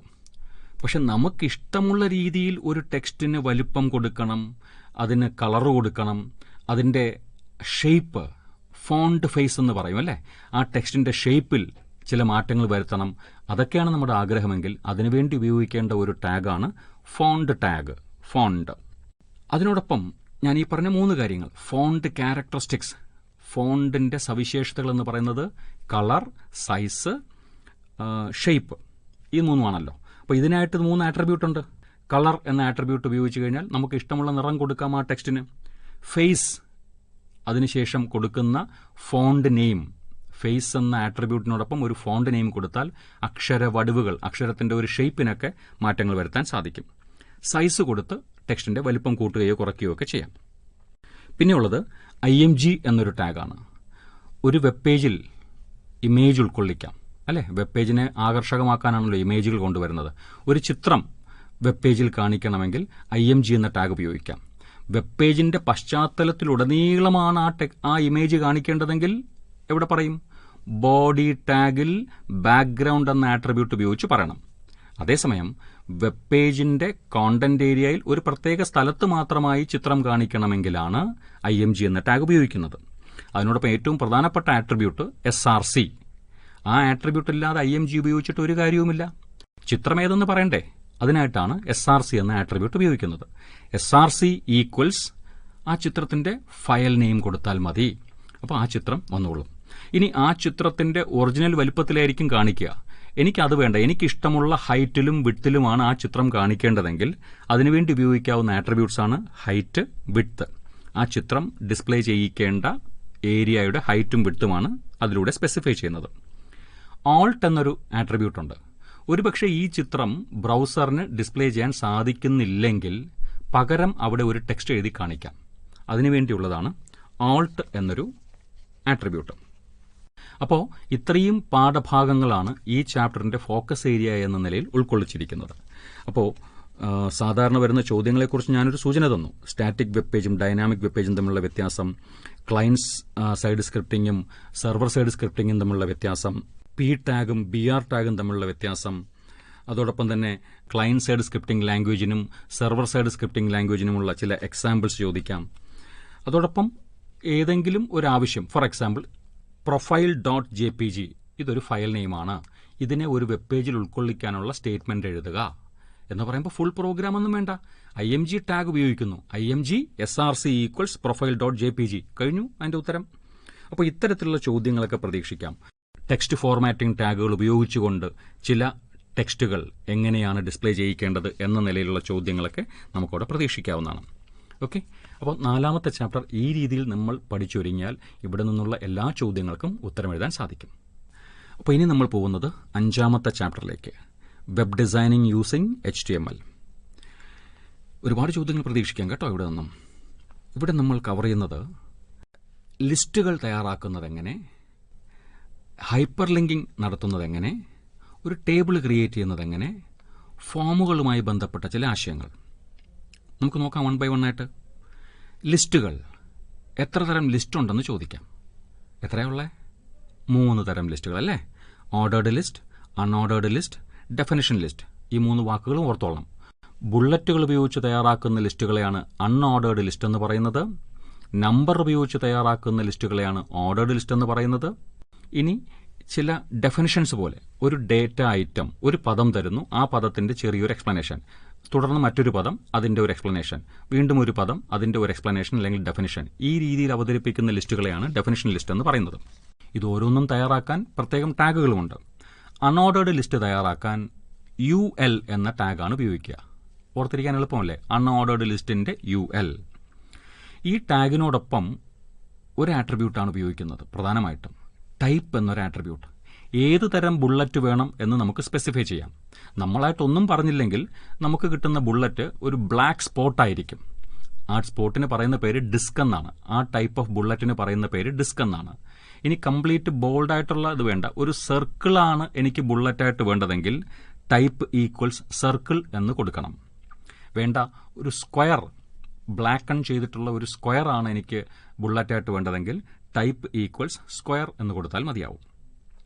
ഇത്രയേ ഉള്ളൂ അൺഓർഡേർഡ് ലിസ്റ്റുമായിട്ട് ബന്ധപ്പെട്ട കാര്യങ്ങൾ. ഇനി UL എന്നതൊരു കണ്ടെയ്നർ ടാഗാണ്. അതിന്റെ ഉള്ളിൽ ഓരോ ഐറ്റത്തെയും സൂചിപ്പിക്കാൻ ഒരു പ്രത്യേക ടാഗുണ്ട്, LI, ലിസ്റ്റ് ഐറ്റം. അതാണ് അതുകൊണ്ട് ഉദ്ദേശിക്കുന്നത്. ഓരോ ഐറ്റത്തെയും LI ടാഗിന്റെ പെയറിനുള്ളിൽ എഴുതിയാൽ മതിയാകും. ഒരു അൺഓർഡേർഡ് ലിസ്റ്റ് നിർമ്മിച്ചു തുടങ്ങാൻ UL എന്ന ടാഗും, അഫ്കോഴ്സ് അതിന് കറസ്പോണ്ടിങ് ആയിട്ടൊരു ക്ലോസിംഗ് UL വേണം. ഈ ഓപ്പണിംഗ് ULനും ക്ലോസിംഗ് ULനും ഇടയിൽ ഏതൊക്കെ ഐറ്റംസ് ആണോ വേണ്ടത് അവയെ ഓരോന്നിനെയും LI ടാഗുകൾ ഉപയോഗിച്ച് സ്പെസിഫൈ ചെയ്യണം. കഴിഞ്ഞു. ഓർഡേർഡ് ലിസ്റ്റ് ആണെങ്കിൽ വേറെ മാറ്റമൊന്നുമില്ല. ULന് പകരം OL കൊടുക്കുക. UL ടാഗിന്റെ സ്ഥാനത്ത് OL എന്ന് കൊടുത്തു കഴിഞ്ഞാൽ ഈ ഐറ്റംസ് ഓരോന്നും 1, 2, 3, 4 എന്ന നിലയിലായിരിക്കും വരിക. ഇവിടെയും ഐറ്റത്തെ പറയാൻ LI ടാഗ് വേണം. ഓക്കെ, ഇനി നമ്പറിംഗ് സ്റ്റൈൽ 1, 2, 3 എന്ന പേരിൽ പറയാം. നമുക്ക് പരിചയമുള്ള ഡെസിമൽ നമ്പർ. റോമൻ നമ്പേഴ്സ് ഉപയോഗിച്ച് പറയാം. ഇംഗ്ലീഷ് ലെറ്റേഴ്സ് ABCD എന്ന നിലയിൽ പറയാം. ഏതു തരം നമ്പറിംഗ് ആണ് വേണ്ടത് എന്ന് സൂചിപ്പിക്കാൻ ടൈപ്പ് എന്ന ആട്രിബ്യൂട്ട് ഇവിടെയുമുണ്ട്. OL ടാഗിനോടൊപ്പം ടൈപ്പ് ആട്രിബ്യൂട്ട് ഉപയോഗിക്കാം. Type equals small letter I എന്ന് കൊടുത്താൽ നമുക്ക് കിട്ടുന്ന number Roman numbers. Small Roman numbers ഇല്ലേ? I, 2 വേണ്ടി 2 പ്രാവശ്യം I, 4 വേണ്ടി Iയും Vയും ചേർന്ന് വരുന്നത്. അത് സ്മോൾ കേസിലുമുണ്ട്, അപ്പർ കേസിലുമുണ്ട്. അപ്പോൾ ടൈപ്പ് ഈക്വൽസ് സ്മോൾ I കൊടുത്താൽ സ്മോൾ റോമൻ നമ്പേഴ്സിൽ വരും. ടൈപ്പ് ഈക്വൽസ് ക്യാപിറ്റൽ I കൊടുത്തു കഴിഞ്ഞാൽ ക്യാപിറ്റൽ റോമൻ നമ്പേഴ്സിലായിരിക്കും ആ ഐറ്റംസ് ലിസ്റ്റ് ചെയ്യുക. ഇനി ABCD എന്നാണ് വേണ്ടതെങ്കിലോ ടൈപ്പ് ഈക്വൽസ് A എന്ന് കൊടുക്കുക. ക്യാപിറ്റൽ ലെറ്റർ A കൊടുത്താൽ ക്യാപിറ്റൽ ABCDയിൽ വരും. സ്മോൾ ലെറ്റർ A കൊടുത്താൽ സ്മോൾ ABCDയിൽ വരും. ഓക്കെ, മറ്റൊരു ആട്രിബ്യൂട്ട് ഇതിനോടൊപ്പം വരാറുണ്ട്. സ്റ്റാർട്ട് എന്നാണ് ആട്രിബ്യൂട്ടിന്റെ പേര്. അതെന്തിനാണെന്നറിയോ? നോർമലി ഒരു ലിസ്റ്റ് തയ്യാറാക്കുമ്പോൾ 1, 2, 3, 4 എന്നായിരിക്കും വരിക. പക്ഷേ ഏതെങ്കിലും സാഹചര്യത്തിൽ എൻ്റെ ഫസ്റ്റ് നമ്പർ തന്നെ 5 എന്നാണ് വരേണ്ടത്, 5, 6, 7 എന്നാണ് വരേണ്ടതെങ്കിൽ OL ടാഗിനോടൊപ്പം ടൈപ്പ് എന്താണെന്ന് വെച്ചാൽ പറഞ്ഞോളുക. അതിനുശേഷം സ്റ്റാർട്ട് ഈക്വൽസ് 5 എന്ന് കൊടുക്കണം. ടൈപ്പ് ഈക്വൽസ് A എന്നും സ്റ്റാർട്ട് ഈക്വൽസ് 5 എന്നും കൊടുത്താൽ നമുക്ക് കിട്ടുന്ന ലിസ്റ്റ് EFG എന്നായിരിക്കും മുന്നോട്ട് പോവുക. 5ാമത്തെ ഇംഗ്ലീഷ് അക്ഷരം തൊട്ട് തുടങ്ങുന്നു. പ്രത്യേകം ശ്രദ്ധിക്കണം, സ്റ്റാർട്ട് എന്ന ആട്രിബ്യൂട്ടിനോടൊപ്പം ഒരു ന്യൂമറിക് വാല്യൂ മാത്രമേ കൊടുക്കാൻ പാടുള്ളൂ. നമുക്ക് കിട്ടേണ്ട നമ്പേഴ്സ് ആൽഫബറ്റ് ആയിരിക്കും. അത് എത്രാമത്തെ ആൽഫബറ്റ് വേണം എന്നുള്ളത് ന്യൂമറിക് വാല്യൂ ആയിട്ട് തന്നെ കൊടുക്കണം. എവിടെ? സ്റ്റാർട്ട് എന്ന ആട്രിബ്യൂട്ടിനോടൊപ്പം. കഴിഞ്ഞു OL ടാഗ്. അപ്പോൾ ഒരു കാര്യം ഓർക്കുക, ULന്റെയും OLന്റെയും ഉള്ളിലാണ് LI ടാഗുകൾ വരുന്നത്. അതിനോടൊപ്പം പ്രത്യേകിച്ച് ആട്രിബ്യൂട്ട്സ് ഒന്നുമില്ല. ഇനി ഡെഫിനിഷൻ ലിസ്റ്റ് തയ്യാറാക്കാൻ ആ ലിസ്റ്റ് തുടങ്ങി വയ്ക്കാൻ DL എന്നൊരു ടാഗ് വേണം. അവസാനിക്കുന്നിടത്ത് ക്ലോസിംഗ് DLും ഇടണം. ഇതിൻ്റെ ഉള്ളിൽ ഓരോ പദങ്ങൾ വരണ്ടേ? നമ്മൾ ഡിഫൈൻ ചെയ്യുന്ന ഓരോ ഐറ്റത്തെ സൂചിപ്പിക്കാൻ DT എന്നൊരു ടാഗ് ഉപയോഗിക്കണം. DT പെയറിനുള്ളിൽ ഐറ്റത്തിന്റെ പേര് പറയുന്നു. ഇനി അതിന്റെ എക്സ്പ്ലനേഷൻ കൊടുക്കാനോ? DD, ആ പെയറിനുള്ളിൽ എക്സ്പ്ലനേഷൻ കൊടുക്കുക. കഴിഞ്ഞു, ലിസ്റ്റുകളെല്ലാം കഴിഞ്ഞു. അടുത്ത പോർഷൻ എന്താ? ലിങ്കുകൾ, ഹൈപ്പർ ലിങ്കുകൾ. നമുക്ക് പരിചയമുണ്ടല്ലോ, ചില വെബ് പേജിലൂടെ മൗസ് ഉപയോഗിച്ച് മൂവ് ചെയ്യുമ്പോൾ ചില സ്ഥലങ്ങളിൽ ചില ടെക്സ്റ്റോ ഇമേജോ എത്തുമ്പോൾ മൗസിന്റെ ഷേപ്പ് അങ്ങ് മാറും അല്ലേ? നമ്മുടെ കൈ മടക്കി ചൂണ്ടുവിരൽ ഉയർത്തിയിരിക്കുന്ന നിലയിൽ ഒരു ഷേപ്പ് വരും. അതൊരു ലിങ്കാണ്. ആ ടെക്സ്റ്റ് അല്ലെങ്കിൽ ഇമേജ് ഒരു ലിങ്കിനെ സൂചിപ്പിക്കുന്നു. എന്ന് വെച്ചാൽ എന്തുവാ? അവിടെ വെച്ച് ക്ലിക്ക് ചെയ്താൽ മറ്റൊരു പേജ് ഓപ്പൺ ചെയ്ത് വരും. അതുമല്ലെങ്കിൽ അതേ പേജിന്റെ മറ്റൊരു ഭാഗം സ്ക്രീനിലേക്ക് തെളിഞ്ഞു വരും. ഇപ്പോൾ 2 തരം ലിങ്കിങ് ആണുള്ളത്. എക്സ്റ്റേണൽ ലിങ്കിങ് എന്നും ഇന്റേണൽ ലിങ്കിങ് എന്നും പറയുന്നു. എക്സ്റ്റേണൽ ലിങ്കിങ് എന്ന് പറഞ്ഞാൽ ഒരു പേജിലെ ഏതെങ്കിലും ടെക്സ്റ്റിലോ ഇമേജിലോ ക്ലിക്ക് ചെയ്യുമ്പോൾ മറ്റൊരു വെബ് പേജ് തുറന്നു വരിക, അല്ലെങ്കിൽ മറ്റേതെങ്കിലും വെബ്സൈറ്റ് തുറന്നു വരിക. ഇതിനെയാണ് എക്സ്റ്റേണൽ ലിങ്കിങ് എന്ന് പറയുന്നത്. എന്നാൽ ഇന്റേണൽ ലിങ്കിങ് എന്ന് പറഞ്ഞാൽ ഒരു വെബ് പേജിലെ ടെക്സ്റ്റിലോ ഏതെങ്കിലും ഒരു പെർട്ടിക്കുലർ ടെക്സ്റ്റിലോ ഇമേജിലോ വെച്ച് ക്ലിക്ക് ചെയ്യുമ്പോൾ അതേ പേജിന്റെ മറ്റൊരു ഭാഗത്തുള്ള കോണ്ടന്റ് സ്ക്രീനിൽ തെളിഞ്ഞു വരുന്നു. ഇതാണ് ഇന്റേണൽ ലിങ്കിങ്. അപ്പോൾ ഏത് തരം ലിങ്കിങ് ആണെങ്കിലും അതിനായിട്ട് ഉപയോഗിക്കേണ്ട ഒരു ടാഗ് ഉണ്ട്. A ടാഗ്, ആങ്കർ ടാഗ് എന്ന് പറയും. എഴുതുന്നത് A എന്ന് മാത്രമേ എഴുതുള്ളൂ. A ടാഗ് ഉപയോഗിക്കുമ്പോൾ നിർബന്ധമായിട്ടും ഉപയോഗിക്കേണ്ട ഒരു ആട്രിബ്യൂട്ട് ഉണ്ട്, href. എങ്ങോട്ടേക്കാണോ ഈ ലിങ്ക് കൊടുക്കേണ്ടത്, നമ്മൾ ക്ലിക്ക് ചെയ്യുമ്പോൾ ഏത് പേജാണോ തുറന്നു വരേണ്ടത് ആ പേജിന്റെ ഫയൽ നെയിമാണ് href എന്ന ആട്രിബ്യൂട്ടിന്റെ വിലയായി നൽകേണ്ടത്. ക്ലിയർ ആണോ? ഏതൊരു വെബ് പേജാണോ തുറന്നു വരേണ്ടത് ആ പേജിന്റെ ഫയൽ നെയിം hrefന്റെ വാല്യൂ ആയിട്ട് കൊടുക്കണം. അപ്പോൾ ചോദിക്കും, സാർ എങ്ങനെയായി ഇന്റേണൽ? അത് അതേ പേജ് തന്നെയല്ലേ? അപ്പോൾ ആ പേജിന്റെ ഫയൽ നെയിം കൊടുക്കാൻ പാടുണ്ടോ? പാടില്ല. ഒരേ പേജിന്റെ ഒരു ഭാഗമാണ് നമ്മൾ ലിങ്കായിട്ട് ഉദ്ദേശിക്കുന്നതെങ്കിൽ ആ പേജിൽ ആ പർട്ടിക്കുലർ സെക്ഷനെ തിരിച്ചറിയാൻ ആങ്കർ ടാഗ് ഉപയോഗിക്കണം. ഏത് സെക്ഷനെയാണോ നിങ്ങൾ ഇന്റേണൽ ലിങ്കിങ്ങിന് വേണ്ടി ഉദ്ദേശിക്കുന്നത് ആ ഭാഗത്ത് ആങ്കർ ടാഗ് ഉപയോഗിക്കുകയും ആ ഭാഗത്തിനൊരു പേര് കൊടുക്കുകയും വേണം. യൂസിംഗ് ദ ആട്രിബ്യൂട്ട് നെയിം എന്ന ആട്രിബ്യൂട്ട് ഉപയോഗിച്ച് ആ ഭാഗത്തിനൊരു പേര് കൊടുക്കണം. എന്നിട്ട് ആ പേര് വേണം ലിങ്കിങ്ങിനായിട്ട് hrefനോടൊപ്പം പറയേണ്ടത്. href ഈക്വൽസ്, ആ പേരങ്ങ് പറഞ്ഞാൽ മതി. പക്ഷെ അവിടെ ഒരു ഹാഷ് സിമ്പൽ കൂടി ഉപയോഗിക്കണം. Hash symbol followed by that section name. അങ്ങനെയാണ് ഇന്റേണൽ ലിങ്കിങ് നമ്മൾ എസ്റ്റാബ്ലിഷ് ചെയ്യുന്നത്. കഴിഞ്ഞു ഇന്റേണൽ ലിങ്കിങ്. ഇനി ടേബിൾ എങ്ങനെ ക്രിയേറ്റ് ചെയ്യുമെന്ന് നോക്കാം. ടേബിൾ ക്രിയേറ്റ് ചെയ്യാൻ നമുക്ക് സിമ്പിൾ ടേബിൾ മതി കേട്ടോ. ടേബിൾ ക്രിയേറ്റ് ചെയ്യാൻ ടേബിൾ എന്ന ടാഗ് തന്നെ ഉപയോഗിക്കുന്നു. അതും ഒരു കണ്ടെയ്നർ ടാഗാണ്. Opening table, closing table. ഒരു ടേബിൾ ആകുമ്പോൾ അതിനകത്ത് കുറേ റോസ് കോളംസ് ഉണ്ടാവും അല്ലേ? വരികളും നിരകളും. അപ്പോൾ ഓരോ റോയുമായിട്ടാണ് നമ്മൾ സെറ്റ് ചെയ്ത് വരുന്നത്. ടേബിൾ ടാഗിന്റെ ആ പെയറിനുള്ളിൽ എത്ര റോസ് ഈ ടേബിളിനുണ്ടോ അത്രയും പെയർസ് ഓഫ് TR ടാഗുകൾ ഉപയോഗിക്കണം. ഓരോ റോയും സ്പെസിഫൈ ചെയ്യുന്നതിനാണ് TR ടാഗുകൾ ഉപയോഗിക്കുന്നത്. ഈ TR ടാഗിനുള്ളിൽ ഒരു റോയിൽ കുറെ സെല്ലുകളുണ്ടല്ലേ? ആ കോളങ്ങളെ ഓരോന്നിനെയും നമ്മൾ പറയുന്നത് ഓരോ സെല്ലുകൾ എന്നാണ്. ഒരു റോയ്ക്കകത്തുള്ള ഒരു സെല്ല് 5 ഐറ്റം ഉണ്ടെങ്കിൽ 5 സെല്ലെന്നാണ് പറയുന്നത്. ഈ ഐറ്റങ്ങളെ ഓരോന്നിനെയും സ്പെസിഫൈ ചെയ്യാൻ TH എന്ന ടാഗ് ഉപയോഗിക്കാം, അല്ലെങ്കിൽ TD എന്ന ടാഗ് ഉപയോഗിക്കാം. എന്താ ഇവർ തമ്മിലുള്ള വ്യത്യാസം? ഒരു ടേബിൾ ആകുമ്പോൾ കോളം ഹെഡിങ് ഉണ്ടാവും അല്ലേ? ഫസ്റ്റ് റോയിലുള്ളത് മിക്കവാറും എല്ലാം ആ കോളത്തിന്റെ ഹെഡിങ് ആയിരിക്കും. കോളം ഹെഡിങ്ങിനെ സൂചിപ്പിക്കാനാണ് TH എന്ന ടാഗ് ഉപയോഗിക്കുക. അപ്പോൾ ആദ്യത്തെ TR പെയറിനുള്ളിൽ ഓരോ ഐറ്റവും പറയേണ്ടത് മിക്കവാറും കേസിലും TH ടാഗുകൾ ഉപയോഗിച്ചിട്ടായിരിക്കും. അതിനുശേഷമുള്ള ഓരോ TR പെയറിനുള്ളിലും TD എന്ന ടാഗ് ഉപയോഗിച്ചാൽ മതി. കഴിഞ്ഞു ടേബിൾ കൺസ്ട്രക്ഷൻ. ഇച്ചിരി അഡ്വാൻസ് ആയിട്ടുള്ള ടേബിൾസ് ഒക്കെ ഉണ്ട്. തൽക്കാലം നമുക്കത് വേണ്ട. ഇനി ഈ ചാപ്റ്ററിൽ അവശേഷിക്കുന്നത് ഫോംസ് ആണ്. ഇപ്പോൾ നിങ്ങൾ കേട്ടുകൊണ്ടിരിക്കുന്നത് കൈറ്റ് വിക്ടേഴ്സ് തയ്യാറാക്കിയ ഫസ്റ്റ് ബെൽ ഫോക്കസ് ഏരിയയെ അധികരിച്ചുള്ള audio class. Web forms, application ഫോമുകൾ. നമ്മൾ ഫോമുകൾ തയ്യാറാക്കണല്ലോ. വെബ് പേജിലൂടെ നമ്മുടെ ഡേറ്റ പലയിടത്തും സബ്മിറ്റ് ചെയ്യാറുണ്ടല്ലോ. അതിനുവേണ്ടി ഉപയോഗിക്കുന്നതാണ് ഫോംസ്. അപ്പോൾ ഒരു ഫോം തയ്യാറാക്കാൻ, വെബ് പേജിൽ ഒരു ഫോം തയ്യാറാക്കാൻ ഫോം എന്നൊരു ടാഗാണ് ഉപയോഗിക്കേണ്ടത്. അതിൽ ഏറ്റവും കൂടുതലായിട്ട് ഉപയോഗിച്ച് വരുന്ന ആ ഫോമിനുള്ളിൽ, ഫോം ടാഗിനുള്ളിൽ ഏറ്റവും കൂടുതലായി ഉപയോഗിച്ച് വരുന്ന ടാഗ് ഇൻപുട്ട് എന്ന ടാഗാണ്. ഇൻപുട്ട് എന്ന ടാഗിനോടൊപ്പം ടൈപ്പ് എന്നൊരു ആട്രിബ്യൂട്ട് കൊടുക്കും. ആ ആട്രിബ്യൂട്ടിന്റെ വില എന്താണോ അതിനനുസരിച്ചിട്ടാണ് പലതരം ഇൻപുട്ട് കൺട്രോളുകൾ ആ ഫോമിൽ നിർമ്മിക്കപ്പെടുക. ഏതൊക്കെ തരം ഇൻപുട്ട് കൺട്രോളുകളാണ് ഉള്ളത്? ടെക്സ്റ്റ് ബോക്സ് ഉണ്ടാകാം, പാസ്വേഡ് ബോക്സ് ഉണ്ടാകാം, ചെക്ക് ബോക്സ് ഉണ്ടാകാം, ഓപ്ഷൻ ബട്ടൺ അഥവാ റേഡിയോ ബട്ടൺ ഉണ്ടാകാം, ലിസ്റ്റ് ബോക്സ് ഉണ്ടാകാം, പിന്നെ ടെക്സ്റ്റ് ഏരിയ ഉണ്ടാകാം. ഇതുകൂടാതെ ചില ബട്ടൺസും ഉണ്ടാകാം. ഇതൊക്കെയാണ് ഒരു ഫോമിനുള്ളിലെ ഇൻപുട്ട് കൺട്രോൾസ് എന്ന് പറയുന്നത്. അപ്പോൾ ടെക്സ്റ്റ് ബോക്സ് കിട്ടണമെങ്കിൽ ടൈപ്പ് ഈക്വൽസ് ടെക്സ്റ്റ് എന്ന് കൊടുക്കണം. പാസ്വേഡ് ബോക്സ് കിട്ടണമെങ്കിൽ അറിയാലോ എന്താണ് പാസ്വേഡ് എന്നൊക്കെ. ഓക്കെ, ഞാൻ അങ്ങോട്ട് പോകുന്നില്ല. ടൈപ്പ് ഈക്വൽസ് പാസ്വേഡ് എന്ന് കൊടുക്കണം. ഓപ്ഷൻ ബട്ടണാണ് വേണ്ടതെങ്കിൽ ടൈപ്പ് ഈക്വൽസ് റേഡിയോ കൊടുക്കണം. ചെക്ക് ബോക്സ് ആണ് വേണ്ടതെങ്കിൽ ടൈപ്പ് ഈക്വൽസ് ചെക്ക് ബോക്സ് എന്ന് കൊടുക്കണം. ലിസ്റ്റ് ബോക്സ് ആണ് വേണ്ടതെങ്കിൽ അതിന് വേറൊരു ടാഗാണ് കേട്ടോ, സെലക്ട് എന്നൊരു ടാഗ് ഉപയോഗിക്കണം.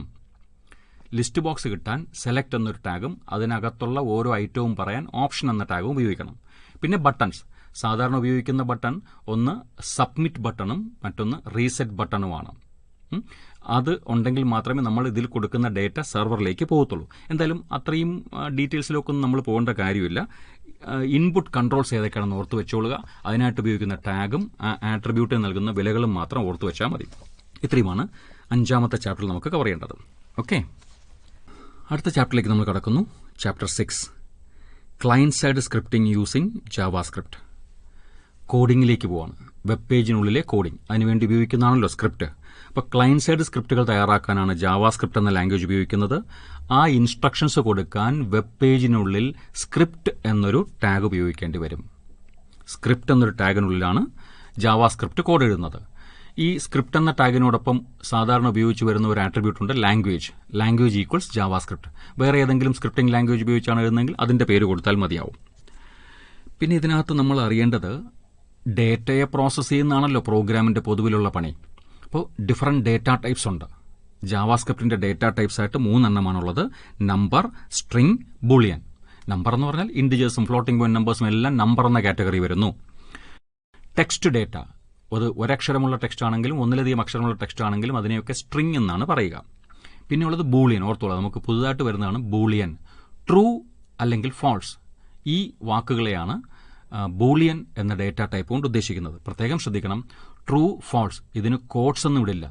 ട്രൂ വിത്തിൻ കൊട്ടേഷൻ ആയിക്കഴിഞ്ഞാൽ അത് സ്ട്രിംഗ് ഡേറ്റയായി. ട്രൂ വെറുതെ എഴുതിയാലാണ് അത് ബൂളിയൻ ഡേറ്റയായിട്ട് മാറുന്നത്.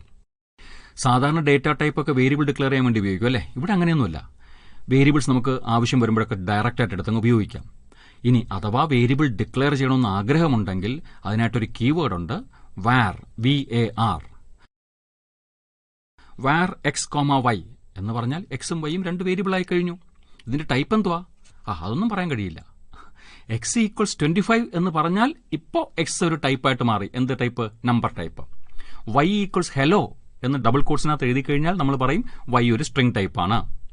അല്ല, എക്സ് ഈക്വൽസ് ട്രൂ എന്ന് എഴുതിയാൽ നമ്മൾ പറയും എക്സ് ഒരു ബൂളിയൻ ടൈപ്പാണ്. അപ്പോൾ ഒരു വേരിയബിളിന്റെ ടൈപ്പ് തീരുമാനിക്കുന്നത് അതിന് വാല്യൂ കിട്ടുമ്പോൾ മാത്രമാണ്.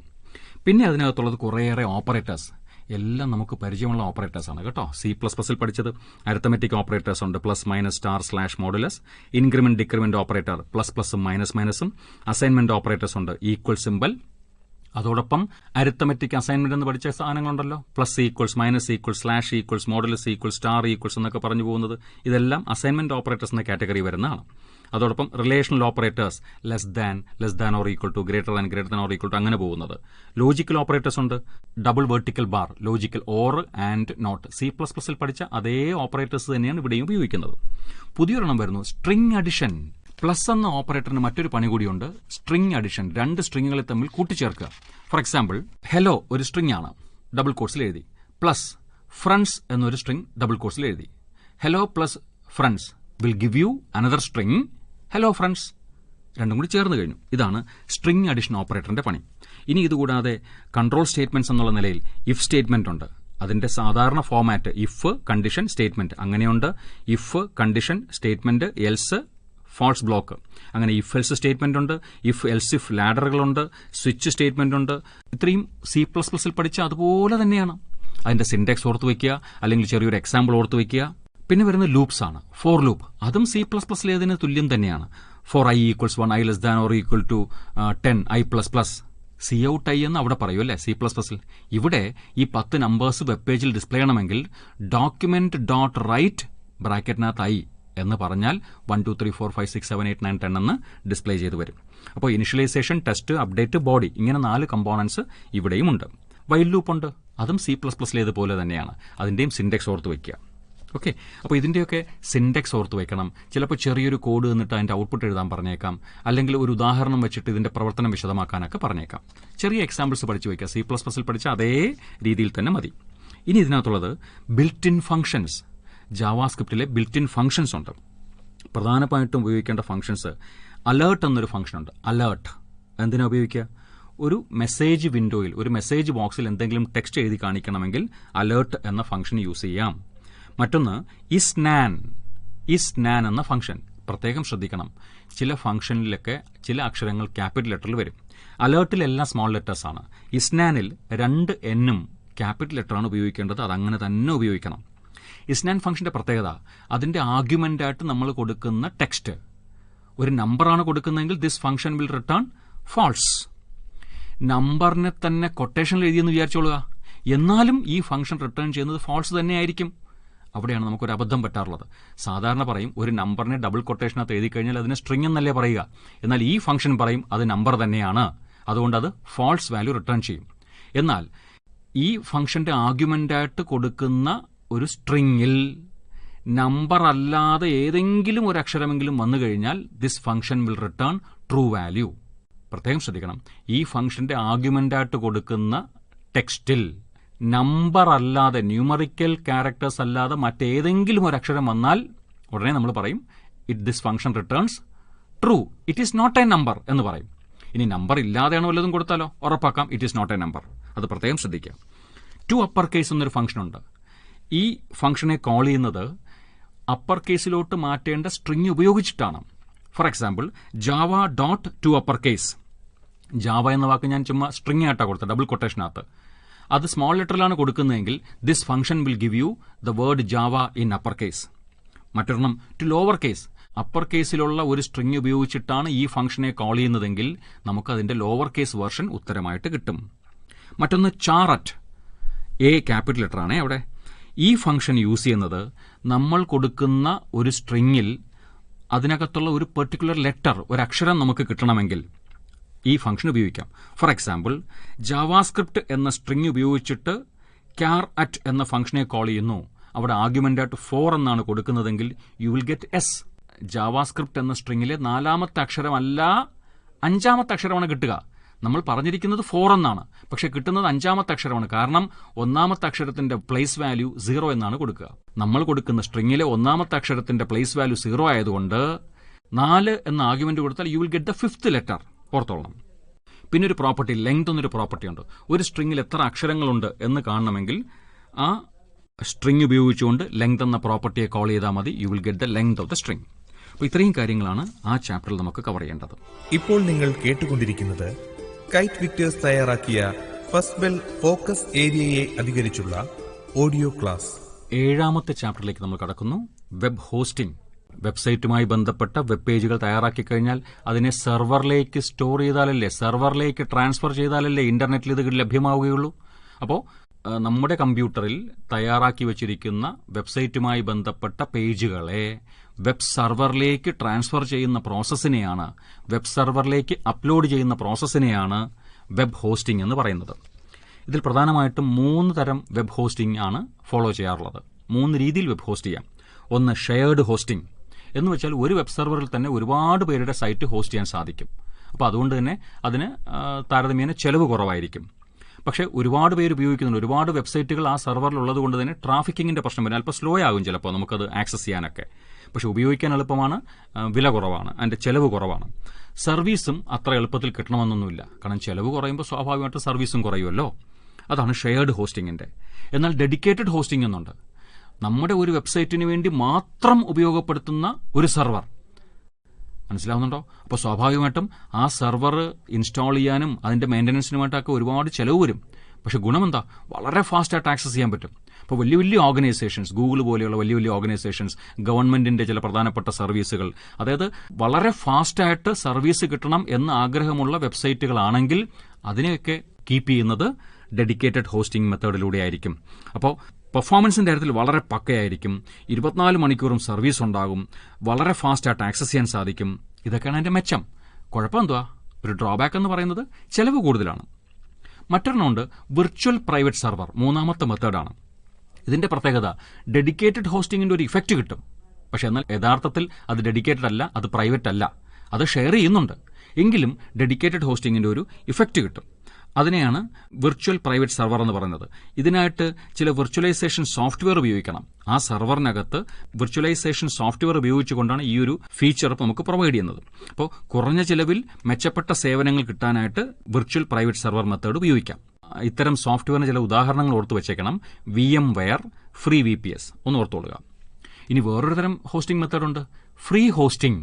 ചിലവൊന്നുമില്ല, ഫ്രീ ആയിട്ട് നമുക്ക് വെബ് സ്പേസ് കിട്ടും, ഫ്രീ ആയിട്ട് നമുക്ക് സെർവർ സ്പേസ് കിട്ടും, നമ്മുടെ വെബ് പേജിനെ അവിടെ ഹോസ്റ്റ് ചെയ്യാം. പക്ഷെ പ്രശ്നം എന്താ? വളരെ വളരെ സ്ലോ ആയിരിക്കും. പിന്നെ നമ്മുടെ വെബ് പേജിനകത്ത് മറ്റ് പല അഡ്വർടൈസ്മെന്റ്സ് ഒക്കെ കയറി വരും. ഇതൊക്കെ അതിന്റെ പ്രശ്നങ്ങളാണ്. പിന്നെ ഡേറ്റാബേസിന്റെ സപ്പോർട്ട് കിട്ടത്തില്ല, പ്രോഗ്രാമിംഗ് ഫെസിലിറ്റീസ് ഒന്നും ഉണ്ടാകണമെന്നില്ല, ഓഡിയോ വീഡിയോസ് ഒന്നും നമുക്ക് പോസ്റ്റ് ചെയ്യാൻ കഴിയണമെന്നില്ല. അങ്ങനെ ചില പരിമിതികളൊക്കെ ഉണ്ട്. പക്ഷേ ചെലവില്ല. അതാണ് ഫ്രീ ഹോസ്റ്റിംഗിന്റെ പ്രത്യേകത. ഇനി ഈ പേജുകളെ, നമ്മുടെ കമ്പ്യൂട്ടറിനകത്ത് തയ്യാറാക്കിയിരിക്കുന്ന വെബ് പേജുകളെ സെർവറിലോട്ട് ട്രാൻസ്ഫർ ചെയ്യണമല്ലോ. ഇതിനൊരു സോഫ്റ്റ്വെയറിന്റെ സഹായം വേണം. അതിനെയാണ് FTP ക്ലയന്റ് സോഫ്റ്റ്വെയർ എന്ന് പറയുക. FTP client software. They are used to transfer files from one computer to another on the internet. അപ്പോൾ അതിന് ചില ഉദാഹരണം എടുത്ത് വെച്ചോളുക.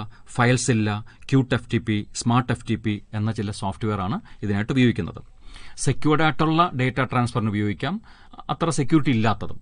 സെക്യൂർഡ് ഡേറ്റ ട്രാൻസ്ഫർ ആണ് വേണ്ടതെങ്കിൽ SFTP പ്രോട്ടോകോൾ ഫോളോ ചെയ്യുന്ന FTP ക്ലയന്റ് സോഫ്റ്റ്വെയർ ഉപയോഗിക്കണം. ഓക്കെ, അപ്പോൾ ഇത്രയുമാണ് ആ ചാപ്റ്ററിനകത്ത് നമുക്ക് കവർ ചെയ്യേണ്ടത്. വെബ് ഡിസൈനിങ്ങിന്റെ ഏരിയ നമ്മൾ അവസാനിപ്പിക്കുന്നു. ഇനി കടക്കുന്നത് ഡേറ്റാബേസിന്റെ ലോകത്തിലേക്ക്. 8ാമത്തെ ചാപ്റ്റർ, ഡേറ്റാബേസ് മാനേജ്മെന്റ് സിസ്റ്റം. അവിടെ നമുക്ക് പ്രധാനമായിട്ടും ഊന്നൽ നൽകേണ്ടത് അഡ്വാൻറ്റേജസ് ഓഫ് DBMS. നമുക്കതിന്റെ വിശദാംശങ്ങളിലേക്ക് പോകാൻ കഴിയുന്നില്ല, നമ്മുടെ വിക്ടേഴ്സ് ക്ലാസ്സുകൾ അതിന് കാണണം. നമ്മൾ ഓർത്തിരിക്കേണ്ട കാര്യങ്ങൾ: ഡേറ്റാബേസ് ഉപയോഗിക്കുന്നത് കൊണ്ടുള്ള മെച്ചങ്ങൾ, അല്ലെങ്കിൽ DBMS ഉപയോഗിക്കുന്നത് കൊണ്ടുള്ള മെച്ചങ്ങൾ. അതുമല്ലെങ്കിൽ ട്രഡീഷണൽ ഫയൽ സിസ്റ്റത്തിനെ DBMS ഉപയോഗിച്ചുകൊണ്ട് എങ്ങനെയാണ് അതിന്റെ പരിമിതികളെ മറികടക്കുന്നത്, ട്രഡീഷണൽ ഫയൽ സിസ്റ്റത്തിന്റെ പരിമിതികളെ DBMS ഉപയോഗിച്ച് മറികടക്കുന്നത് എങ്ങനെയാണ്. ഇതിൽ ഏത് ചോദ്യമാണെങ്കിലും ഉത്തരം ഒന്നേ ഉള്ളൂ. എന്തുവാ? അഡ്വാൻറ്റേജസ് ഓഫ് DBMS അങ്ങ് എഴുതിയാൽ മതി. അതെങ്ങനെ പറയാം? ഡേറ്റ റിഡൻഡൻസി ഈസ് കൺട്രോൾഡ് എന്ന് വെച്ചാൽ ഡ്യൂപ്ലിക്കേഷൻ ഓഫ് ഡേറ്റ. ഒരേ ഡേറ്റ തന്നെ പല സ്ഥലങ്ങളിൽ സ്റ്റോർ ചെയ്യുന്നതിന് പകരം സെൻട്രലൈസ്ഡ് ഫാഷനിൽ സ്റ്റോർ ചെയ്ത് കഴിഞ്ഞാൽ ഡ്യൂപ്ലിക്കേഷൻ ഒഴിവാക്കാൻ പറ്റും. അതുകൊണ്ട് തന്നെ ഡേറ്റ ഇൻകൺസിസ്റ്റൻസി ഈസ് അവോയ്ഡഡ്. സ്ഥിരതയില്ലാത്ത ഡേറ്റ അത് ഒഴിവാക്കാൻ പറ്റും. വളരെ ക്ലിയർ ആയിട്ടുള്ള, ആക്യുറേറ്റ് ആയിട്ടുള്ള ഇൻഫർമേഷൻ തന്നെ കിട്ടിക്കൊണ്ടിരിക്കും. എങ്ങനെയാ? റിഡൻഡൻസി ഒഴിവായാൽ. അപ്പോൾ ഡേറ്റ റിഡൻഡൻസി ഒഴിവാക്കാൻ സാധിക്കും, അല്ലെങ്കിൽ പൂർണ്ണമായും ഒഴിവാക്കാൻ സാധിക്കത്തില്ല. അതുകൊണ്ട് തന്നെ നമ്മൾ പറയുന്നു data redundancy is controlled, but data inconsistency is avoided. അത് ഒഴിവാക്കാൻ സാധിക്കും. ഇനി ഐസൊലേറ്റ് ചെയ്യുന്നത് കൊണ്ട് തന്നെ എല്ലാവർക്കും ഉപയോഗിക്കണ്ടേ? അപ്പോൾ ഡേറ്റ ഷെയറബിലിറ്റി എൻഫോഴ്സ് ചെയ്യാൻ സാധിക്കും. ഡേറ്റ ഷെയറിംഗ് അനുവദിക്കുന്നുണ്ട്, ഇറ്റ് ഈസ് അലൗഡ്. അതുകൊണ്ട് തന്നെ ഡേറ്റ സെക്യൂരിറ്റി നഷ്ടപ്പെടുന്നുമില്ല. ഇപ്പോൾ ഡേറ്റ സെക്യൂരിറ്റി നമുക്ക് എൻഷുർ ചെയ്യും ഡേറ്റ ഷെയറബിൾ ആക്കുന്നതോടൊപ്പം. ഇതോടൊപ്പം പറയാവുന്നതാണ് ഡേറ്റ ഇന്റഗ്രിറ്റി ഈസ് മെയിൻറ്റൈൻഡ്. അതോടൊപ്പം വളരെ എഫിഷ്യൻ്റായിട്ട് ഡേറ്റ ആക്സസ് ചെയ്യാൻ സാധിക്കും. ക്രാഷ് റിക്കവറി, എന്തെങ്കിലുമൊക്കെ ഡേറ്റയ്ക്ക് മിസ്സിംഗ്, ഡാമേജ് സംഭവിച്ചാലും വളരെ ഈസി ആയിട്ട് നമുക്കത് റിക്കവർ ചെയ്തെടുക്കാൻ സാധിക്കും. അപ്പോൾ ഇതൊക്കെയാണ് അതിന്റെ അഡ്വാൻറ്റേജസ് എന്ന് പറയാവുന്നത്. ഇനി അതിനകത്ത് കവർ ചെയ്യുന്നത് കമ്പോണൻസ് ഓഫ് DBMS. DBMSന്റെ ഘടകങ്ങൾ എന്തൊക്കെയാണ്? 4 കാര്യങ്ങൾ ഓർത്താൽ മതി. Hardware, software, database, users. വേണമെങ്കിൽ ഒന്നുകൂടി പറയാം, പ്രൊസീജിയർ. അപ്പോൾ ഒരു DBMS നമുക്ക് ഇൻസ്റ്റാൾ ചെയ്യണമെങ്കിൽ തീർച്ചയായിട്ടും ഒരു ഹാർഡ്വെയർ വേണം. കമ്പ്യൂട്ടറും ഹാർഡ് ഡിസ്കും നെറ്റ്വർക്കും ഒക്കെ അതിന്റെ ഹാർഡ്വെയർ ഭാഗത്ത് വരുന്നതാണ്. സോഫ്റ്റ്വെയർ വേണം, എങ്കിലേ ഈ ഡേറ്റാബേസിൽ ക്രിയേറ്റ് ചെയ്യാനും മാനേജ് ചെയ്യാനും സാധിക്കത്തുള്ളൂ.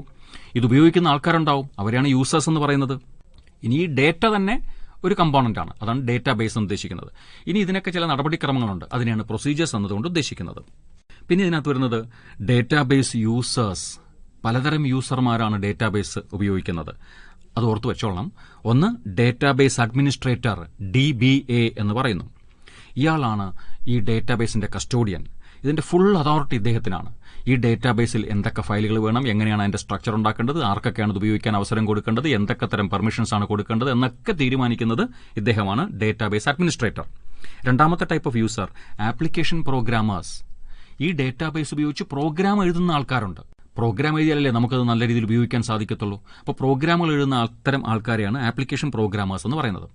മറ്റൊരു കാറ്റഗറി നൈവ് യൂസേഴ്സ് അല്ലെങ്കിൽ എൻഡ് യൂസേഴ്സ് എന്ന് പറയാം. അത് നമ്മളെപ്പോലെയുള്ളവർ ഡേറ്റാബേസിൽ ഉപയോഗിച്ചുകൊണ്ട് വിവരങ്ങൾ ശേഖരിക്കുന്നവരും നമ്മുടെ വിവരങ്ങളൊക്കെ അങ്ങോട്ട് കൊടുക്കാനുള്ള മാർഗവുമൊക്കെ ഉണ്ട്. അപ്പോൾ നമ്മൾ ഈ ഡേറ്റാബേസിന്റെ അന്തിമമായ ഉപഭോക്താക്കളെയാണ് നൈവ് യൂസേഴ്സ് എന്ന് പറയുന്നത്. കമ്പ്യൂട്ടർ ഉപയോഗിക്കാൻ അറിയുന്ന ആൾ പോലും ആകണമെന്നില്ല ഒരു നൈവ് യൂസർ. ഇപ്പോൾ ഒരു ട്രെയിൻ ടിക്കറ്റ് ബുക്ക് ചെയ്യാൻ ഒരാൾ പോകുന്നു. അദ്ദേഹം കമ്പ്യൂട്ടർ ഉപയോഗിക്കുന്നില്ല, അദ്ദേഹത്തിന് കമ്പ്യൂട്ടറിനെ കുറിച്ചൊന്നും അറിയില്ല. പക്ഷേ ടിക്കറ്റ് ബുക്കിംഗ് സംവിധാനത്തിന്റെ ഡേറ്റാബേസ് ഉപയോഗിച്ചുകൊണ്ടാണ് അയാൾക്ക് ടിക്കറ്റ് കിട്ടുകയോ ടിക്കറ്റ് ഇല്ല എന്നുള്ള വിവരം കിട്ടുകയോ ചെയ്യുന്നത്. അപ്പോൾ അയാളും ഒരു നൈവ് യൂസറിന്റെ കാറ്റഗറി പെടുന്നതാണ്. ഇനി ആ ടെർമിനലിൽ ഇരുന്നു കൊണ്ട് നമ്മുടെ നിന്ന് ഡേറ്റ വാങ്ങി എൻ്റർ ചെയ്യുമല്ലോ, അദ്ദേഹവും ഒരു നൈവ് യൂസർ തന്നെയാണ്. ഇനി വേറൊരു കാറ്റഗറി ഉണ്ട്, സോഫിസ്റ്റിക്കേറ്റഡ് യൂസർ എന്ന് പറയും. അത്യാവശ്യം പ്രോഗ്രാമിംഗ് സ്കില്ലൊക്കെ ഉള്ള, വേണ്ടി വന്നാൽ ഡേറ്റാബേസിൽ നിന്നും നേരിട്ട് വിവരങ്ങൾ എടുക്കാൻ കഴിയുന്ന ആൾക്കാരെയാണ് സോഫിസ്റ്റിക്കേറ്റഡ് യൂസേഴ്സ് എന്ന് പറയുന്നത്. ഇനി ആ ചാപ്റ്ററിൽ അവശേഷിക്കുന്നത് different RDBMS terminologies. Relational data model, അതാണല്ലോ ഏറ്റവും പോപ്പുലറായിട്ടുള്ള DBMS മോഡൽ എന്ന് പറയുന്നത്. അതുമായിട്ട് ബന്ധപ്പെട്ട ചില ടെർമിനോളജീസ് ഉണ്ട്, ഓർത്ത് വയ്ക്കണം. റിലേഷൻ, നമ്മുടെ ഡേറ്റ സ്റ്റോർ ചെയ്യുന്നത് ടാബുലാർ ഫോമിലാണ്. ഈ ടേബിളിനെ തന്നെയാണ് റിലേഷൻ എന്ന് പറയുന്നത്. റോസും കോളംസുമായിട്ട് ഡേറ്റയെ ഓർഗനൈസ് ചെയ്യുന്ന ടേബിളുകൾ, അതിനെ റിലേഷൻ എന്ന് പറയുന്നു. ടപ്പിൾ, ഒരു ടേബിളിലുള്ള റോസിന്റെ എണ്ണം, റോ, റെക്കോർഡ് എന്നൊക്കെ പറയാം. ആ റോകളുടെ എണ്ണത്തെയാണ് ടപ്പിൾ എന്ന് പറയുന്നത്. ആട്രിബ്യൂട്ട് എന്ന് പറഞ്ഞാൽ ആ ടേബിളിലുള്ള ഓരോ കോളത്തെയുമാണ് ആട്രിബ്യൂട്ട് എന്ന് പറയുന്നത്. ഡിഗ്രി, നമ്പർ ഓഫ് കോളംസ്, ഒരു ടേബിളിലുള്ള നമ്പർ ഓഫ് കോളംസ്, അതിനെ ഡിഗ്രി എന്ന് പറയുന്നു. കാർഡിനാലിറ്റി, അറ്റ് എ ടൈം ഒരു ടേബിളിൽ എത്ര റോസ് ഉണ്ടോ ആ റോസിന്റെ എണ്ണം, വരികളുടെ എണ്ണം, റെക്കോർഡുകളുടെ എണ്ണം, ടപ്പിളുകളുടെ എണ്ണം, അതിനെയാണ് കാർഡിനാലിറ്റി എന്ന് പറയുന്നത്. ഡൊമൈൻ എന്ന മറ്റൊരു പദം, ഒരു കോളത്തിൽ ഉണ്ടാകാവുന്ന വാല്യൂസിന്റെ കളക്ഷൻ, ഒരു ടേബിളിലെ ഏതെങ്കിലും ഒരു കോളത്തിൽ ഉണ്ടാകാവുന്ന വാല്യൂസിന്റെ കളക്ഷനെയാണ് ഡൊമൈൻ എന്ന് പറയുന്നത്. സ്കീമ, ഒരു ടേബിളിന്റെ സ്ട്രക്ചറിനെയാണ് സ്കീമ എന്ന് പറയുന്നത്. ഇൻസ്റ്റൻസ്, ഒരു ടേബിളിൽ അറ്റ് എ ടൈം കണ്ടെയ്ൻ ചെയ്തിരിക്കുന്ന റെക്കോർഡുകളെ മൊത്തത്തിൽ പറയുന്നതാണ് ഇൻസ്റ്റൻസ് എന്ന്. പിന്നെ അതിനകത്ത് വരുന്നത് കീസ്, എന്തെങ്കിലും പ്രത്യേകതകളുള്ള കോളങ്ങൾ, അതിനെ കീസ് എന്ന് പറയുന്നു. കാൻഡിഡേറ്റ് കീ, ഒരു ടേബിളിൽ ഒരുപാട് റെക്കോർഡ്സ് ഉണ്ടാവുമല്ലോ, അതിലെ ഓരോ റെക്കോർഡിനെയും കൃത്യമായി തിരിച്ചറിയാൻ ഉപയോഗിക്കുന്ന കീ അല്ലെങ്കിൽ ഒരു കോമ്പിനേഷൻ ഓഫ് കീസ്, അതിനെ കാൻഡിഡേറ്റ് കീ എന്ന് പറയാം. ചിലപ്പോൾ ഒരു ടേബിളിൽ ഒന്നിലധികം കാൻഡിഡേറ്റ് കീസ് ഉണ്ടാവും, അതിലേതെങ്കിലും ഒന്നിനെ നമ്മൾ പ്രൈമറി കീ ആക്കുന്നു. അപ്പോൾ ഏത് കാൻഡിഡേറ്റ് കീ ഉപയോഗിച്ചിട്ടാണോ നമ്മൾ ആ ടേബിളിലെ റെക്കോർഡിനെ യുണീക്കായിട്ട് റെക്കഗ്നൈസ് ചെയ്യാൻ ഉപയോഗിക്കുന്നത്, അതിന് പറയുന്ന പേരാണ് പ്രൈമറി കീ. അപ്പോൾ കാൻഡിഡേറ്റ് കീസിൽ ഒരാളെ പ്രൈമറി കീ ആക്കി കഴിഞ്ഞാൽ ബാക്കിയുള്ളവർ അറിയപ്പെടുന്നത് ഓൾട്ടർനേറ്റ് കീസ് എന്നായിരിക്കും. So alternate key is a candidate key that is not chosen as the primary key. പിന്നെ ഒന്ന് ഫോറിൻ കീ, ഒരു ടേബിളിലെ ഒരു കീ മറ്റേതെങ്കിലും ടേബിളിൽ പ്രൈമറി കീ ആയിരിക്കും എങ്കിൽ അതിനെ ഫോറിൻ കീ എന്നറിയപ്പെടുന്നു. ഇനി ഇതിനകത്ത് വരുന്നത് റിലേഷണൽ ഓപ്പറേഷൻസ്, ഈ ടേബിളുകൾ തമ്മിൽ പെർഫോം ചെയ്യുന്ന ചില ഓപ്പറേഷൻസ്. പ്രധാനമായിട്ടും അതിനെ രണ്ടായിട്ട് ക്ലാസിഫൈ ചെയ്യുന്നുണ്ട്, യൂണറി ഓപ്പറേഷൻ എന്നും ബൈനറി ഓപ്പറേഷൻ എന്നും. യൂണറി ഓപ്പറേഷനിൽ ഉൾക്കൊള്ളിച്ചിരിക്കുന്നത് സെലക്റ്റും പ്രൊജക്റ്റും. ഒരു ടേബിളിൽ നിന്നും ചില വരികൾ മാത്രം, ചില റോകൾ മാത്രം, ചില റെക്കോർഡുകൾ മാത്രം ഇങ്ങനെ റിട്രീവ് ചെയ്യുന്നതിനെയാണ് സെലക്ഷൻ ഓപ്പറേഷൻ എന്ന് പറയുന്നത്. ഒരു ടേബിളിലുള്ള ചില കോളങ്ങൾ മാത്രം എക്സ്ട്രാക്ട് ചെയ്താൽ അതിനെ പ്രൊജക്ട് ഓപ്പറേഷൻ എന്ന് പറയുന്നു. ഇതുകൂടാതെ രണ്ട് ടേബിളുകൾ തമ്മിൽ പെർഫോം ചെയ്യുന്ന ചില ഓപ്പറേഷൻസ് ഉണ്ട്, അതിനെ ബൈനറി ഓപ്പറേഷൻ എന്ന് പറയുന്നു. Union, intersection, set difference, Cartesian product, ഇങ്ങനെ ചില ബൈനറി ഓപ്പറേഷൻസ് ഉണ്ട്. രണ്ട് ടേബിളുകളെ കണ്ടന്റിനെ രണ്ട് ടേബിളുകളിലുള്ള ഒരേ സ്കീമയിലുള്ള ഒരേ സ്കീമ ഫോളോ ചെയ്യുന്ന രണ്ട് ടേബിളുകളിലെ റെക്കോർഡുകളെ ഒന്നിച്ചു ചേർക്കുമ്പോൾ അത് യൂണിയൻ ഓപ്പറേഷനായി. രണ്ട് ടേബിളുകളിലും പൊതുവായിട്ടുള്ള റെക്കോർഡ്സിനെ മാത്രം കളക്ട് ചെയ്യുന്നതിനെ ഇന്റർസെക്ഷൻ ഓപ്പറേഷൻ എന്ന് പറയുന്നു. ഒരു ടേബിളിലുള്ളതും മറ്റൊരു ടേബിളിൽ ഇല്ലാത്തതുമായ റെക്കോർഡ്സിനെ റിട്രീവ് ചെയ്യുമ്പോൾ സെറ്റ് ഡിഫറൻസ് ഓപ്പറേഷൻ എന്ന് പറയുന്നു. പിന്നെ ഒരെണ്ണുള്ളത് കാർട്ടീഷ്യൻ പ്രൊഡക്റ്റ്, രണ്ട് വ്യത്യസ്തങ്ങളായ ടേബിളുകളെ തമ്മിൽ കമ്പൈൻ ചെയ്യുന്നതാണ്. പോട്ടെ, അത് നമ്മുടെ ഫോക്കസ് ഏരിയയിൽ വരുന്നില്ല. അപ്പോൾ ഇത്രയുമാണ് DBMS എന്ന ചാപ്റ്ററിൽ നമുക്ക് കവർ ചെയ്യേണ്ടതായിട്ടുള്ളത്. ഇനി കോമൺ ഫോക്കസ് ഏരിയയിലുള്ള ലാസ്റ്റ് ചാപ്റ്ററിലേക്ക് നമ്മൾ കടക്കുന്നു. ഇപ്പോൾ നിങ്ങൾ കേട്ടുകൊണ്ടിരിക്കുന്നത് കൈറ്റ് വിക്ടേഴ്സ് തയ്യാറാക്കിയ ഫസ്റ്റ് ബെൽ ഫോക്കസ് ഏരിയയെ അധികരിച്ചുള്ള audio class. Chapter 9 structured query language. DBMSലൂടെ പഠിച്ച തിയററ്റിക്കൽ ആസ്പെക്ട്സിനെ പ്രാക്ടിക്കലി ഇംപ്ലിമെന്റ് ചെയ്യാൻ ഉപയോഗിക്കുന്നതാണല്ലോ SQL അല്ലെങ്കിൽ സ്ട്രക്ചേർഡ് ക്വറി ലാംഗ്വേജ് എന്ന് പറയുന്നത്. SQLന്റെ കമ്പോണൻസ് നമ്മൾ അറിഞ്ഞിരിക്കണം. പ്രധാനമായിട്ട് 3 ഘടകങ്ങളാണുള്ളത്. Data definition language DDL, data manipulation language DML, data control language DCL. കുറേ കമാൻഡുകൾ നൽകുന്നുണ്ട് ഈ ഓരോ കമ്പോണന്റും. DDL കമാൻഡ്സ് എന്ന് പറയാവുന്നത് create table, alter table, drop table, create view, drop view എന്നിവയൊക്കെയാണ്. DML കമാൻഡ്സ് എന്ന് പറയുന്നത് ടേബിളിനുള്ളിലെ ഡേറ്റയുമായി ബന്ധപ്പെട്ട ഓപ്പറേഷൻസ് നടത്താനുള്ള കമാൻഡുകൾ. റെക്കോർഡ് ഇൻസേർട്ട് ചെയ്യാൻ ഇൻസേർട്ട് ഇൻടു കമാൻഡ്, ടേബിളിലുള്ള ഡേറ്റ തിരിച്ചെടുക്കാൻ സെലക്ട് കമാൻഡ്, ടേബിളിലുള്ള ഡേറ്റയെ മോഡിഫൈ ചെയ്യാൻ അപ്ഡേറ്റ് കമാൻഡ്, ടേബിളിൽ നിന്നുള്ള റെക്കോർഡ്സിനെ വേണ്ടാത്തതിനെ റിമൂവ് ചെയ്യാൻ ഡിലീറ്റ് കമാൻഡ്. ഇതൊക്കെയാണ് DML കമാൻഡ്സിന്റെ കാറ്റഗറി വരുന്നത്. പിന്നെ DCL കമാൻഡ്സ് ഉണ്ട്. സെക്യൂരിറ്റിയുമായിട്ടൊക്കെ ബന്ധപ്പെട്ട ചില കാര്യങ്ങളാണ്. അത് 2 കമാൻഡുകളുടെ പേര് ഓർത്തു വയ്ക്കുക, ഗ്രാൻഡും റിവോക്കും. ഈ SQLൽ ടേബിളുകൾ ക്രിയേറ്റ് ചെയ്യാനും അവിടെ നിന്ന് ഡേറ്റ റിട്രീവ് ചെയ്യാനും ഒക്കെ ആണല്ലോ SQL ഉപയോഗിക്കുന്നത്. ഈ SQL ടേബിൾ ക്രിയേറ്റ് ചെയ്യുമ്പോൾ അതിനകത്ത് ക്രിയേറ്റ് ടേബിൾ കമാൻഡ് ഉപയോഗിച്ചിട്ടാണ് നമ്മൾ ചെയ്യുക. അതിന്റെ ഒരു സിൻടാക്സ് ഒക്കെ ഓർത്തു വെക്കണം. അതിനകത്ത് ഉപയോഗിക്കേണ്ട കോളങ്ങളുടെ പേരും ഓരോ കോളത്തിലും ഉൾക്കൊള്ളിക്കുന്ന ഡേറ്റയുടെ ടൈപ്പും ഒക്കെ സ്പെസിഫൈ ചെയ്യേണ്ടി വരും. അപ്പോൾ ഏതൊക്കെ ഡേറ്റ ടൈപ്പ് ഉപയോഗിക്കുന്നത്?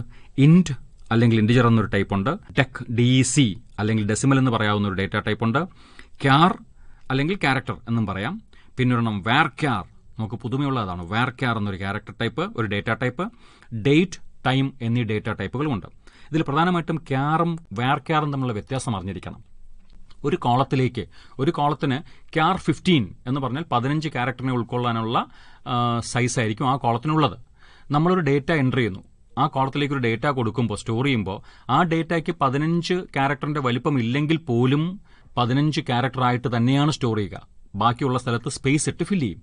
എന്നാൽ വാർക്യാർ ഉപയോഗിക്കുകയാണെങ്കിൽ അതിന് ഫിക്സഡ് സൈസ് അല്ല. നമ്മൾ കൊടുക്കുന്ന ഡേറ്റയുടെ സൈസ് എന്താണോ അതിനനുസരിച്ച് മാത്രമേ സ്പേസ് യൂട്ടിലൈസ് ചെയ്യത്തുള്ളൂ. അപ്പോൾ ലാഭം ഏതാ? വാർക്യാറിലേക്ക് പോകുന്നതാണ് സ്പേസ് യൂട്ടിലൈസേഷനെ സംബന്ധിച്ച് ഏറ്റവും നല്ലത്. അവ തമ്മിലുള്ള വ്യത്യാസം ഓർത്തു വെച്ചോളാം. ഇനി ഇതിനകത്ത് SQLിൽ ചില അഗ്രിഗേറ്റ് ഫംഗ്ഷൻ, നമ്മൾ ജാവാസ്ക്രിപ്റ്റിലും C++ലും ഒക്കെ ബിൽറ്റ് ഇൻ ഫംഗ്ഷൻസ് ഉണ്ടെന്ന് പറഞ്ഞതുപോലെ ഇവിടെ ചില അഗ്രിഗേറ്റ് ഫംഗ്ഷൻസ് ഉണ്ട്. ഒന്ന് കൗണ്ട്, ഒരു ടേബിളിലെ കോളത്തിലുള്ള നോൺ നൾ വാല്യൂസ്, നള്ളല്ലാത്ത വാല്യൂസിന്റെ എണ്ണം കിട്ടാൻ ഉപയോഗിക്കും കൗണ്ട്. ഇതുകൂടാതെ ടേബിളിലെ റെക്കോർഡ്സിന്റെ എണ്ണം കിട്ടാനും കൗണ്ട് എന്ന ഫംഗ്ഷൻ ഉപയോഗിക്കാം. സം എന്ന മറ്റൊരു ഫംഗ്ഷൻ ഉണ്ട്. ഒരു കോളം അത് ന്യൂമറിക് വാല്യൂസ് ആണ് കണ്ടെയ്ൻ ചെയ്യുന്നതെങ്കിൽ ആ ന്യൂമറിക് വാല്യൂസിന്റെയൊക്കെ ടോട്ടൽ കിട്ടാൻ വേണ്ടി സം എന്ന ഫംഗ്ഷൻ ഉപയോഗിക്കാം. അത്തരം ന്യൂമറിക് വാല്യൂസിന്റെ ആവറേജ് വാല്യൂ കിട്ടണമെങ്കിൽ AVG എന്നൊരു ഫംഗ്ഷൻ ഉപയോഗിക്കാം. ന്യൂമറിക്കൽ വാല്യൂസ് ഉള്ള കോളത്തിൽ നിന്നും ഏറ്റവും കൂടിയ വാല്യൂ കിട്ടാൻ മാക്സ് എന്നൊരു ഫംഗ്ഷൻ ഉപയോഗിക്കാം. ഏറ്റവും കുറഞ്ഞ വാല്യൂ കിട്ടാൻ മിൻ എന്നൊരു ഫംഗ്ഷനും യൂസ് ചെയ്യാം. ഇത്രയുമാണ് SQLിൽ നമ്മൾ അറിയേണ്ടത്. അപ്പോൾ ഇതിനകത്തൊന്ന് കൊറീസ് ആയിട്ടൊന്നും നമ്മൾ പഠിച്ചു വെക്കേണ്ട കാര്യമില്ല. കമാൻഡുകൾ ഓർത്തു വയ്ക്കുക, കമാൻഡുകളുടെ ഉപയോഗം ഓർത്തു വയ്ക്കുക, അതിന്റെ ഒരു സിൻഡെക്സ് എന്ന നിലയിൽ ഓർത്തു വയ്ക്കുക. ഇത്രയും കാര്യങ്ങളാണ് SQL എന്ന ചാപ്റ്ററിൽ നമ്മൾ കവർ ചെയ്യുന്നത്. കോമൺ ഫോക്കസ് ഏരിയ, നമ്മൾ 3 കൂട്ടർക്കും ആവശ്യമുള്ള കോമൺ ഫോക്കസ് ഏരിയയിലെ ടോപ്പിക്സ് ആണ് നമ്മൾ ഡിസ്കസ് ചെയ്തത്. ഈ ഏരിയയിൽ നിന്നായിരിക്കും പരമാവധി ചോദ്യങ്ങൾ വരുന്ന പരീക്ഷയ്ക്ക് നമുക്കുണ്ടാകുക. അപ്പോൾ ഇത് വളരെ ഭംഗിയായിട്ട് പഠിക്കുക. ഈ മെറ്റീരിയലിന് സപ്പോർട്ടിംഗ് ആയിട്ടുള്ള ഡേറ്റ, കൂടുതൽ വിശദാംശങ്ങൾ ആഗ്രഹമുള്ളവർക്ക് വിക്ടേഴ്സ് ചാനലിലെ ക്ലാസുകൾ നമ്മുടെ യൂട്യൂബിൽ ലഭ്യമാണ്. അത് വീണ്ടും ഉപയോഗിക്കാം, അത് കാണണം. ഇനിയും കുറച്ച് ചാപ്റ്റേഴ്സ് അവശേഷിക്കുന്നുണ്ടല്ലോ അല്ലേ? കമ്പ്യൂട്ടർ സയൻസിനും കമ്പ്യൂട്ടർ ആപ്ലിക്കേഷൻ കൊമേഴ്സിനും കമ്പ്യൂട്ടർ ആപ്ലിക്കേഷൻ ഹ്യൂമാനിറ്റീസിനും നിങ്ങളുടേത് മാത്രമായ ചില ചാപ്റ്റേഴ്സ് ഉണ്ട്. അവയെക്കുറിച്ചുള്ള ഓഡിയോ ക്ലാസ്സുമായിട്ട് ഞങ്ങൾ വീണ്ടും വരുന്നു. Thank you very much and all the best. ഇപ്പോൾ നിങ്ങൾ കേട്ടത് ഫോക്കസ് ഏരിയയെ അധികരിച്ചുള്ള കൈറ്റ് വിക്ടേഴ്സ് തയ്യാറാക്കിയ ഫസ്റ്റ് ബെൽ ഓഡിയോ ക്ലാസ്.